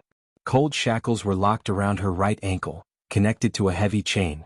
She did not know what was happening outside, but she clearly heard the roar of cannons, the sound of fighting, and the violent tremors of the ship. These noises were extremely noisy at first, but it reached its peak at a certain time and then gradually died down. The entire ship became silent. At first, she could still hear the sound of doors being kicked open, heavy objects falling to the ground, begging for mercy, and beast-like howls. But soon even these sounds disappeared. At first, she could still feel the floor of the ship shaking slightly, but later, even the entire ship became still, as if it had fallen into a completely silent world. Vahina didn't know that it was because the ship had docked at the harbor again. She only knew that the terrifying roar of the cannons had scared her so much that she clutched her head and screamed. She couldn't wait for this hellish experience to end as soon as possible. But when everything quieted down, she missed the noise from before. The endless silence made her feel as if her heart was frozen. She didn't know what was going on outside. It was as if she had fallen into a huge unknown outside the pitch-black space. The uncertainty about the future made the Duke's daughter feel as if a giant beast was lurking in the darkness ahead, waiting for her to run into it head-on. She could hear her own heart beating powerfully in the darkness, thumping as if it was the only sound in the world. Fear made her lean tightly against the cold wall. She also tried to call out in a low voice a few times, trying to attract the attention of the guards outside the iron prison. But because of hunger and cold, her voice was as weak as a helpless lamb, and could not be heard outside the iron prison. The great uneasiness finally made her sob softly. At this moment, the sound of metal scraping against metal pierced the dark world. Vahina bounced up from the ground as if she had been pricked by a needle. There were still some tears on her face, but she widened her eyes in horror as she looked around. The sound came from outside the cabin door, and soon a second sound was heard. Vahina could feel all the hair on her body standing on end. She listened carefully and finally heard the sound clearly. It was the sound of someone opening the lower cabin door. She might be a young lady, but she was not ignorant. She knew that in a warship like this, only the engine room door was made of metal, and it was not far from the lower cabin. Is someone coming? Or is it something else? It was as if the beast hiding in the unknown was forcing its way into her. She could feel her little heart beating faster, and soon she heard a series of footsteps. The footsteps stopped not far from the prison, and she heard men talking. Pirates? That was the first thought that came to Vahina's mind. She knew that there were no airships in her father's territory, and even if they wanted to save her, they would not wait until the airship left the port. But who would fight the Imperial Navy in the Sublime? Could only be the pirates. She knew that the pirates had most likely won. Although she did not know who they were to be able to defeat the knight by Rodney's side, she had heard stories about them since she was young. She knew what would happen if she fell into their hands, especially a young lady like her. Vahina's face turned pale. She wished that time would stop at this moment and never move forward again, or that those boorish fellows would never notice this prison carriage. Unfortunately, things did not go as she wished. Soon she heard the sound of the prison door opening. A creaking sound that made one's teeth ache, and a strong light shone in from outside. Vahina immediately lowered her head and curled up helplessly in a corner. Her heart was at a loss. She was in complete despair. To her, this was the worst possible outcome. But there was only a fine line between heaven and hell. She heard a voice asking, "Vahina?" That voice was so pleasing to the ears, like the sound of nature. This rich young miss could swear to the heavens that she had never thought that that hateful voice would be so pleasant to the ears one day. It almost made her hallucinate, thinking that she was hearing things. She trembled and raised her head in disbelief. The light that seeped into the darkness caused her beautiful pupils to contract. Under her originally dazzling and beautiful blonde hair, which was now somewhat messy, her face was filled with an illusion of surprise and ecstasy. She saw the face that should never have appeared, but now it was right in front of her, so real that it couldn't be any more real. Chapter 986. The Shire walked up the stairs of the lighthouse. When he looked up, he saw Brando and the three ladies chatting by the railing on the side of the lighthouse. The Roman lady was giggling, and Vahina had a gloomy expression on her face. She seemed to have something on her mind. Maynard was dressed in military attire. She was leaning against the railing with her back facing the sea. Her long black hair fluttered in the sea breeze. In the distance, the sea and the sky merged into one. The floating clouds were like white mountains rising and falling in the sky. The others were already used to the female knight's silent and meticulous personality. However, they did not see the little Princess Cypher who liked to join in the fun. It seemed that she had dragged the little elf to the port to go shopping. The two ladies had now become best friends with each other. Of course, they did have a common topic and hobby, which was the ability to cause trouble. My lord. Brando was wearing a black knight's trench coat. The Haurangaya was hanging at his waist. The black rhinoceros leather scabbard was almost pointing to the ground. When he turned around, he noticed that his wizard servant had arrived. He smiled and waved his hand. You came at the right time. What do you think of the scenery here? The Shire was slightly startled. It seems that my lord likes the scenery here? Brando smiled and shook his head. He reached out his glove and patted the old and mottled outer wall of the lighthouse. Do you know the origin of this lighthouse? The Shire subconsciously looked up at the lighthouse. The old lighthouse looked old, but it was just an old lighthouse that could be seen everywhere in the sublime inland sea. He really did not know what this lighthouse meant. Fathom Harbor has a long history. However, my lord, I have never been here before. I don't know if there are any historical sites here, he replied. Ha! Brando laughed and proudly reached out his hand to the merchant lady beside him. The latter stuck out her tongue and reluctantly put a gold coin in his hand. She sighed and complained, The Shire, you are so useless. This lighthouse is the famous Tumun Lighthouse. Brando pointed in the direction of the harbor. Fathom Harbor was built in the year of the return of the light. The founder of the harbor was the famous scholar of the cruise, Fathom Freeman. The latter was a descendant of Tumun. He was also one of the few respected Myrnas in the mortal world. Unfortunately, this family could not escape the trial of time and eventually disappeared in the long river of history. This lighthouse was built to commemorate them. After all, Tumun was the bearer of the fire of civilization. He was the wise man who gave the light of enlightenment to the people of Black Iron in the darkness. Unfortunately, not many people can remember this history now. His gaze softened as he looked in the direction of the harbor. In his previous life, he had passed by this place when he left Aween for Farnazane. He remembered that there was an emblem of Farnazane on the door of this lighthouse. Even though it was a few decades earlier than that time, the emblem on the door was still the same. It was just that it was a lot newer. It was a very strange feeling. In both his previous and current lives, this harbor did not change much. He could even find bits and pieces of details from a few decades later. The memories of the past blended into these details, giving him a strange feeling in his heart. The Shire did not know whether to laugh or cry as he looked at his lord betting on him. However, Brando's words had also piqued his curiosity. He looked up at the lighthouse. This ordinary lighthouse was no different from the other lighthouses in the sublime inland sea. It stood between two headlands, overlooking the blue sky outside Fathom Harbor. It was like a lonely old man who had been through the wind and rain, silently and wisely watching the passage of time, leaving only the mottled green and white paint on its body. History formed a huge coincidence and completed a cycle. It had witnessed the decline of the last Myrnas, and now it was about to see them return to the world. So this is the origin of this lighthouse. It's actually not the original one. Vahina suddenly looked up and replied with a hint of pride. The original Tumun lighthouse was destroyed in a fire in 1914. It was rebuilt again, but the rebuilt lighthouse was damaged in the War of the Seven Moons. The one you see now is the second time it has been renovated. Brando turned to look at her, worry flashing in his dark brown eyes.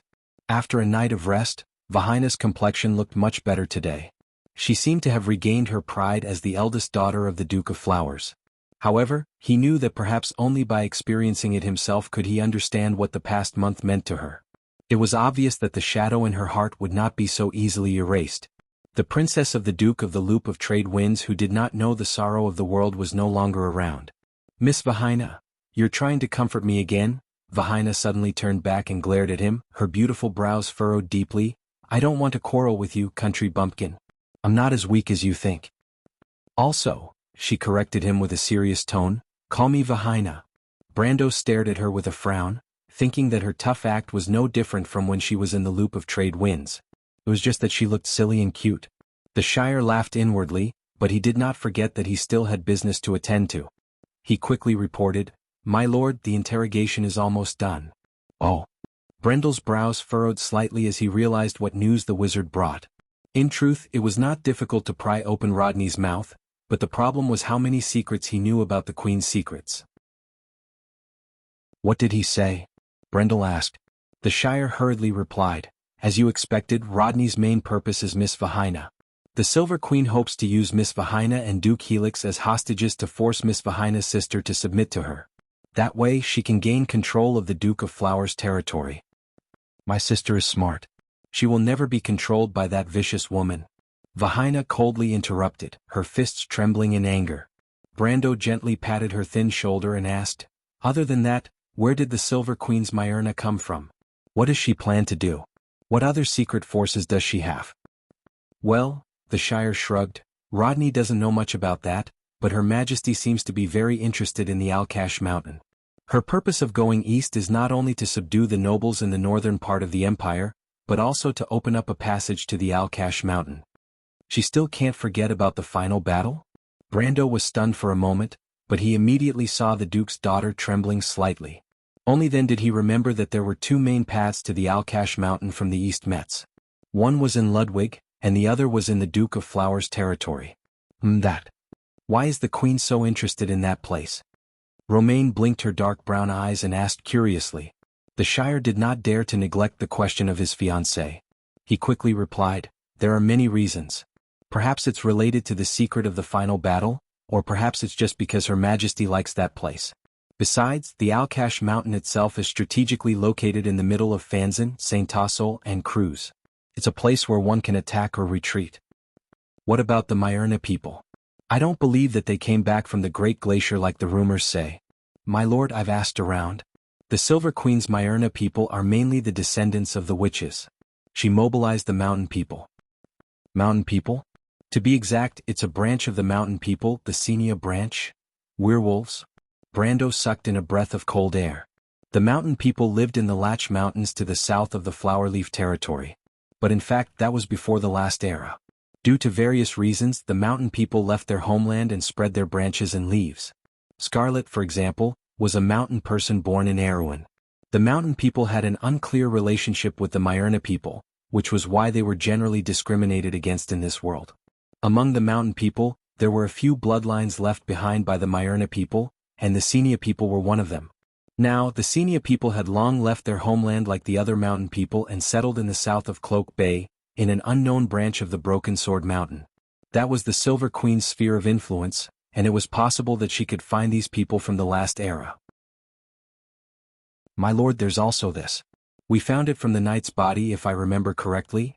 The Shire stretched out his hand and opened his palm, revealing a piece of rock lying flat in his palm. He then raised his head and looked at Brando with a strange gaze. Brando had already narrowed his eyes. This thing, lying flat in the young wizard's palm, was a gray piece of rock that was as flat as a chisel. There were no traces of artificial carvings on its surface, as if it was naturally peeled off from a huge rock. It was not the first time he saw this piece of rock. This was the gray shard. The first time he found something similar to it was in Amandina's father's belongings. The second time was in Kelsey's grave. The third time was in the remains of the crystal elk. This is... The Roman opened her small mouth and let out a soft gasp. "This is the fourth one, right?" "This is the fourth one.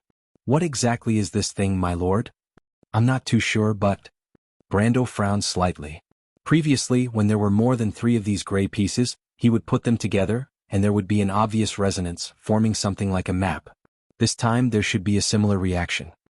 He signaled to the Shire, and the latter understood and gently pushed forward.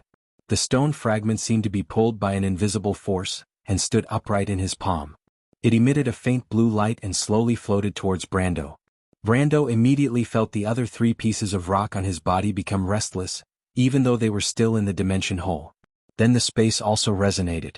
Maynard, who was leaning on the railing, seemed to have felt something. She turned her head and saw that the space between Brando and the Shire was slightly darkening, as if it was collapsing under a huge force. She could not help but be startled. "This is... my lord." The Shire's expression suddenly changed and he hurriedly shouted, "This is... Like a drop of water falling on a calm surface of water at that moment, Brando felt the existence of the Sea of Magic. The sky suddenly darkened.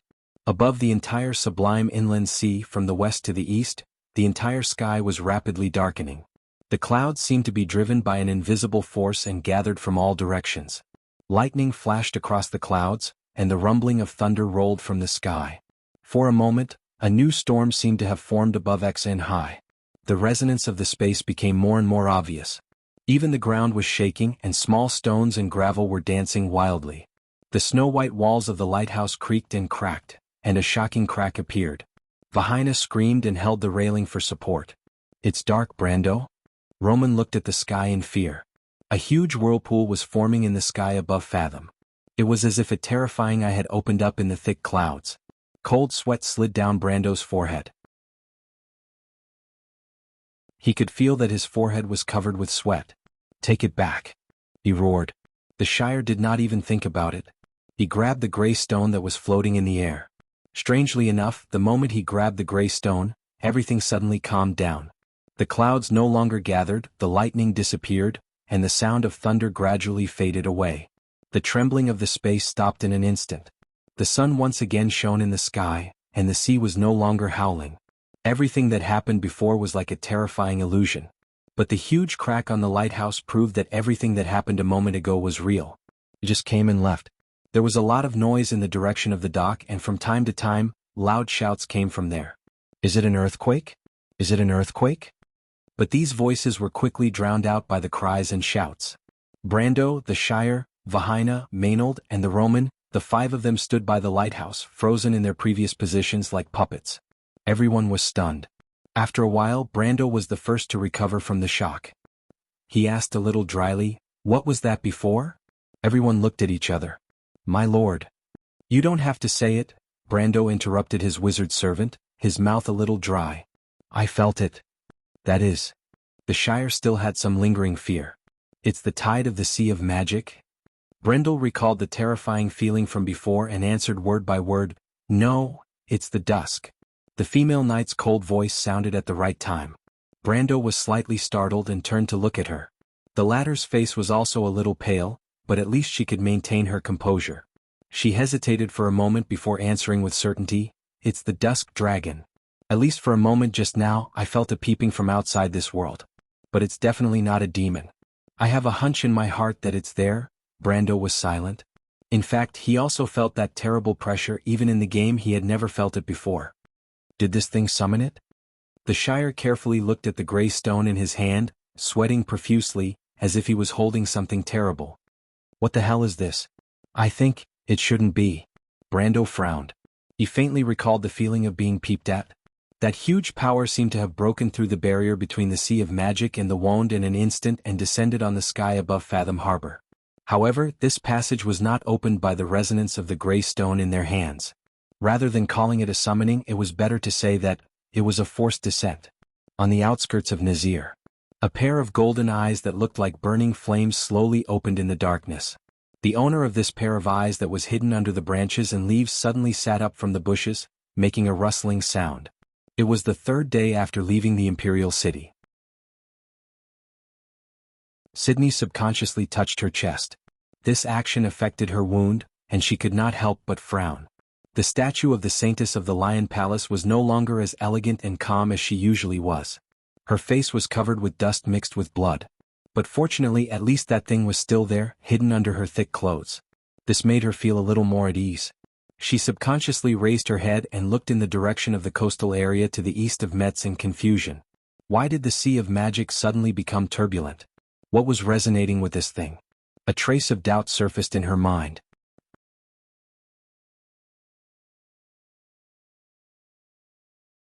Chapter 987.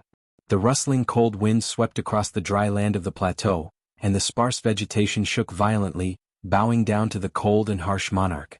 Fawaz stretched out his snow-white paws and caught the snowflakes falling from the sky. Thin, sharp claws stretched out from under the fluff, flickering with cold light.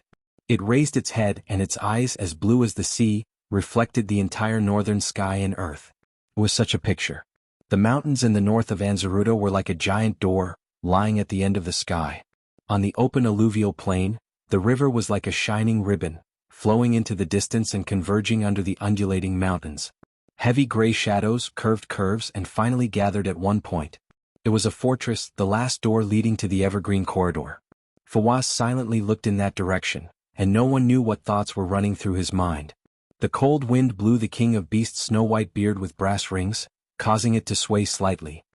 He turned his head, and the heavy armor on his body made a crisp clattering sound. Change the flag. Standing behind this wise and mighty Lion King were 2 rows of tall golden-maned forbidden guards. But among the crowd, there was an old lion man with a long staff and a red robe. He bowed his head and bent his knees, asking in a trembling voice, "Now? My respected majesty?" Fawaz raised a finger, and the sharp nails flickered with a sharp cold light. He shook the finger gently. "Don't call me majesty, Naze. Only that person can be called majesty. She is the ruler of 1,000 realms, the king of kings. She is the light of day, the color of night. The poem has long foreseen that she will rule the world. Now she has returned, bringing with her the gospel of all ages and the salvation of the lion men.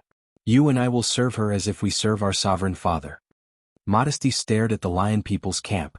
Her vertical pupils, which were unique to cold-blooded animals, had a cold and narrow light. She immediately saw black flags rising from the endless camp, replacing the golden lion's main flag that was originally like an ocean. The female black dragon could not help but chuckle. It's an honor to witness the arrival of such an era. She spread out her hands and pieces of black flags slowly rose behind her. On the flag, the holy emblem called escort was shining. On the eve of the Year of Swords, the lion men of Toquinin, the lion men of the Golden Mane, passed through Rokizi, the Broken Sword Mountain fortress. The army of Jorgindi Ridge captured the last fortress in the south of the Field of Four Territories, Azaf. The 2 armies met at the southern end of the Evergreen Corridor and announced the change of banner at the same time. The black battle flag of the Empire, the symbol of the darkness dragon Odin, had finally returned to this land after disappearing for 1,000 years. The remnants of Cruz, the knight, and the nobles who fled to the north were lucky enough to witness the birth of this moment that changed history. When the news was brought to the north, it was quickly discovered that the supreme queen of the empire and the temple army that belonged to her side were flying the same flag. Thus, a rumor began to spread. After 1,000 years, the sovereign of the darkness had returned. She was both the sovereign and the father. She was the light that rose from the darkness. She was the sovereign of the previous era. She had returned, bringing with her the glory and redemption of the past. She would put an end to all these lies. The whole of Wond was shaken. As if there was a tacit understanding, the Red Army and the Wind Elves stopped fighting at the same time in the wilderness of the Four Realms. But then the elves fell into a dead silence. The Holy Cathedral of the Wind Empress did not say anything for a while. The Holy Cathedral of the Wind Empress, from the Holy See to the officiant, and from the royal court to the emperor, were collectively speechless. It was as if a terrible taboo lay in front of them, making them tremble with fear as if they were treading on thin ice. In Fanzan, the Sanners slowed down their southward advance. The nobles of the free cities looked at each other, not knowing what to do. The Holy Cathedral of Light, which had always avoided the Darkness Dragon, suddenly summoned all the regional bishops to White City and reactivated the Holy Parliament that was once abandoned after the War of the Holy Saints. But just when people were speculating that the Church was going to send troops to the south to punish the crazy Queen, the Supreme of Fanzan, His Majesty the Emperor and Pope Gloria II of the Empire, sent an edict to silence the noisy north. Order of the Silver Horse to return to the north of Al-Kash. All troops in the Empire are not allowed to take a step south. The Holy Parliament is temporarily closed. No one in the Holy Cathedral is allowed to discuss the situation in the south. Thus, the sacred assembly that had reopened after 762 years was like the final radiance of the setting sun, dying just as quickly after its short revival. It had only lasted a short 12 days, and the Fanzans had jokingly called it the 10 Days Council. After a series of events, the only result left was the collective silence of the entire civilized world. It was as if the upheaval that happened in the Cruz Empire was just an illusion. Bang! Duke Wayna heavily slammed the letter on the table. His trembling hand was proof of how furious he was. This senior minister of the empire looked around like a lion and roared, "What good will it do them if they let the situation worsen?" The generals around the sand table had different expressions.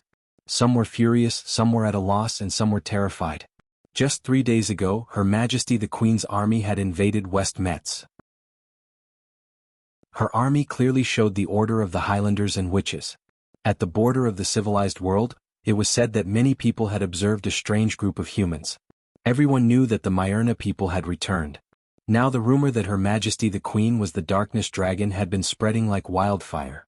Since she was 15 years old, she no longer looked old. Wasn't this the most direct proof? People originally hoped that the Holy Cathedral of Fire would stand up and take charge of the situation at this chaotic juncture, but now even the Holy Cathedral was divided into two factions. The two voices were fiercely fighting in the ideological world of the Empire, making it difficult to distinguish who was right and who was wrong. However, as the situation on the battlefield became more and more inclined to the Queen's side, many fence-sitters had already turned to the scholarly faction. As for the northern nobles that the conservatives relied on, their days were getting worse and worse. Many of the conservative nobles were originally royalists, standing in the position of the legitimate heir.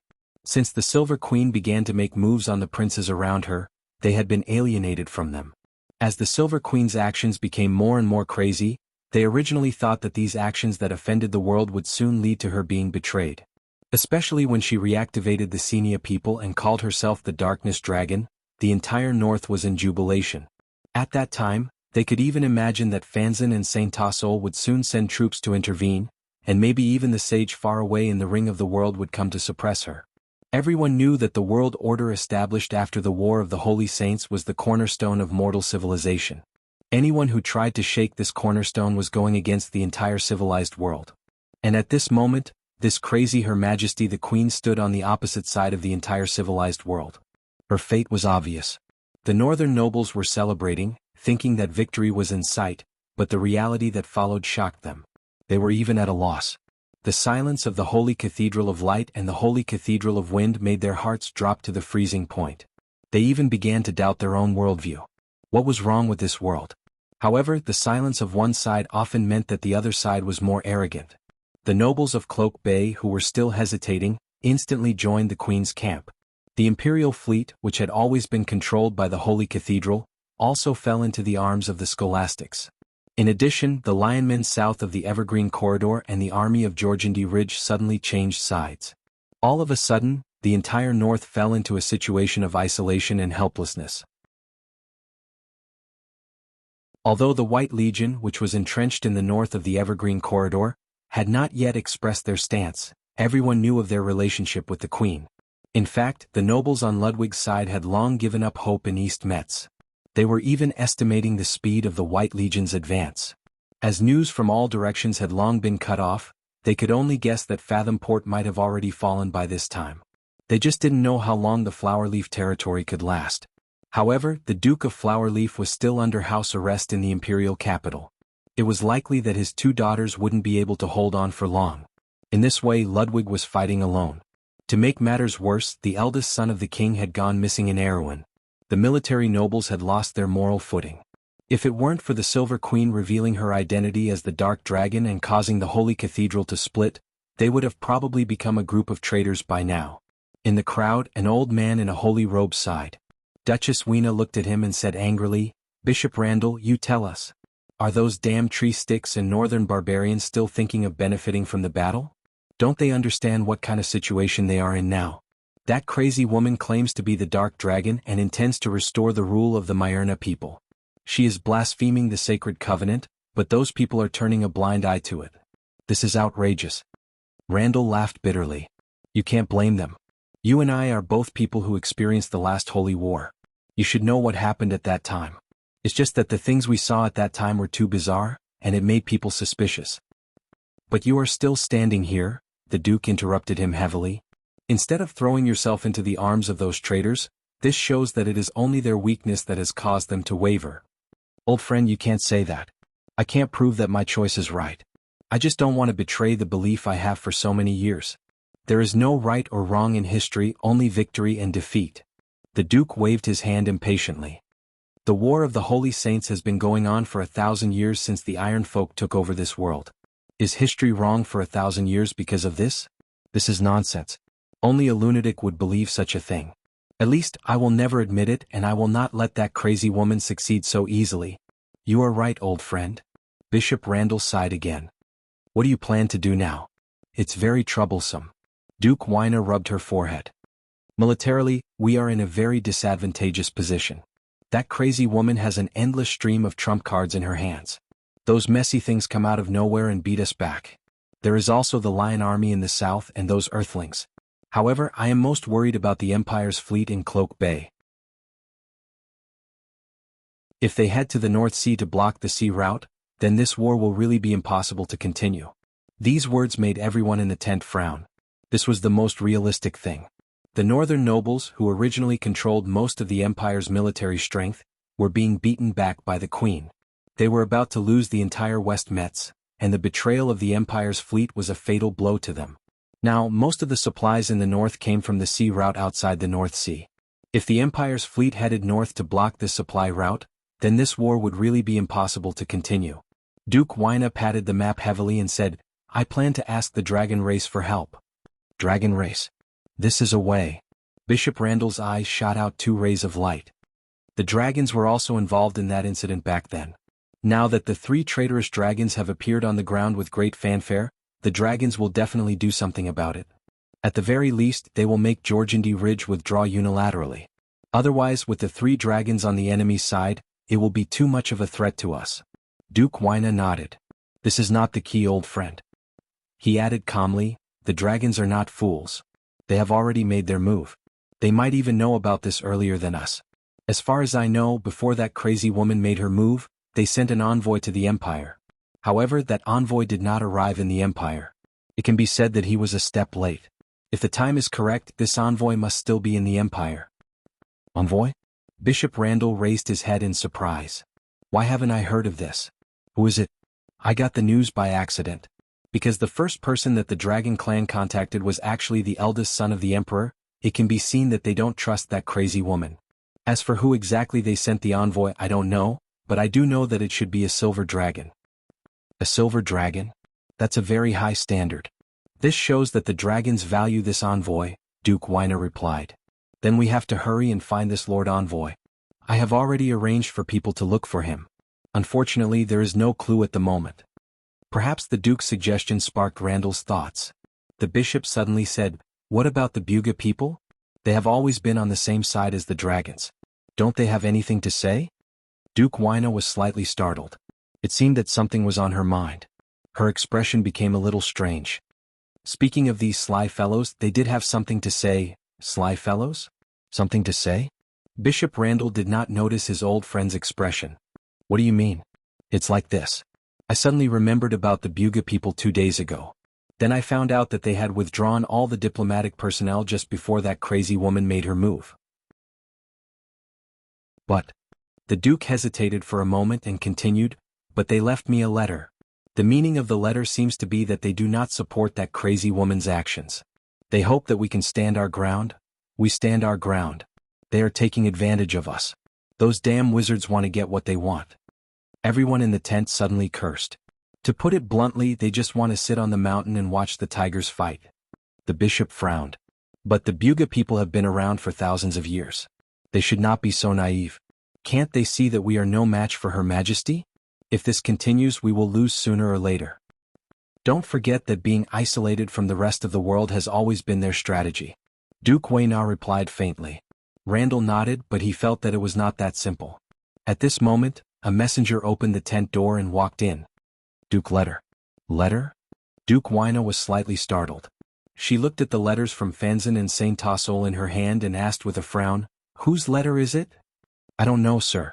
But the letter came from the direction of Fathom Port." Fathom Port? The Duke was startled for a while before he remembered where it was. It was not because the place was too small, but because he did not expect it. He pointed at the letter and asked, "This is a letter from the White Legion. Why did they send a letter? Are they going to change sides too?" His words were full of disdain and sarcasm. But the messenger shook his head honestly. "No, sir. I'm afraid it is not a letter from the White Legion. The person who sent the letter is Erwin's man." Erwin's man? This time Duke Wyna was really stunned. You're tuning in to the Han Lee's Wuxia Chronicles YouTube channel. We're so grateful for your support, and don't forget to subscribe to join us on this incredible journey through captivating stories. Your generosity through donations truly makes a world of difference, as it's the primary source of revenue that allows me to expand and enhance this channel for you. Thank you from the bottom of my heart for being a part of this adventure.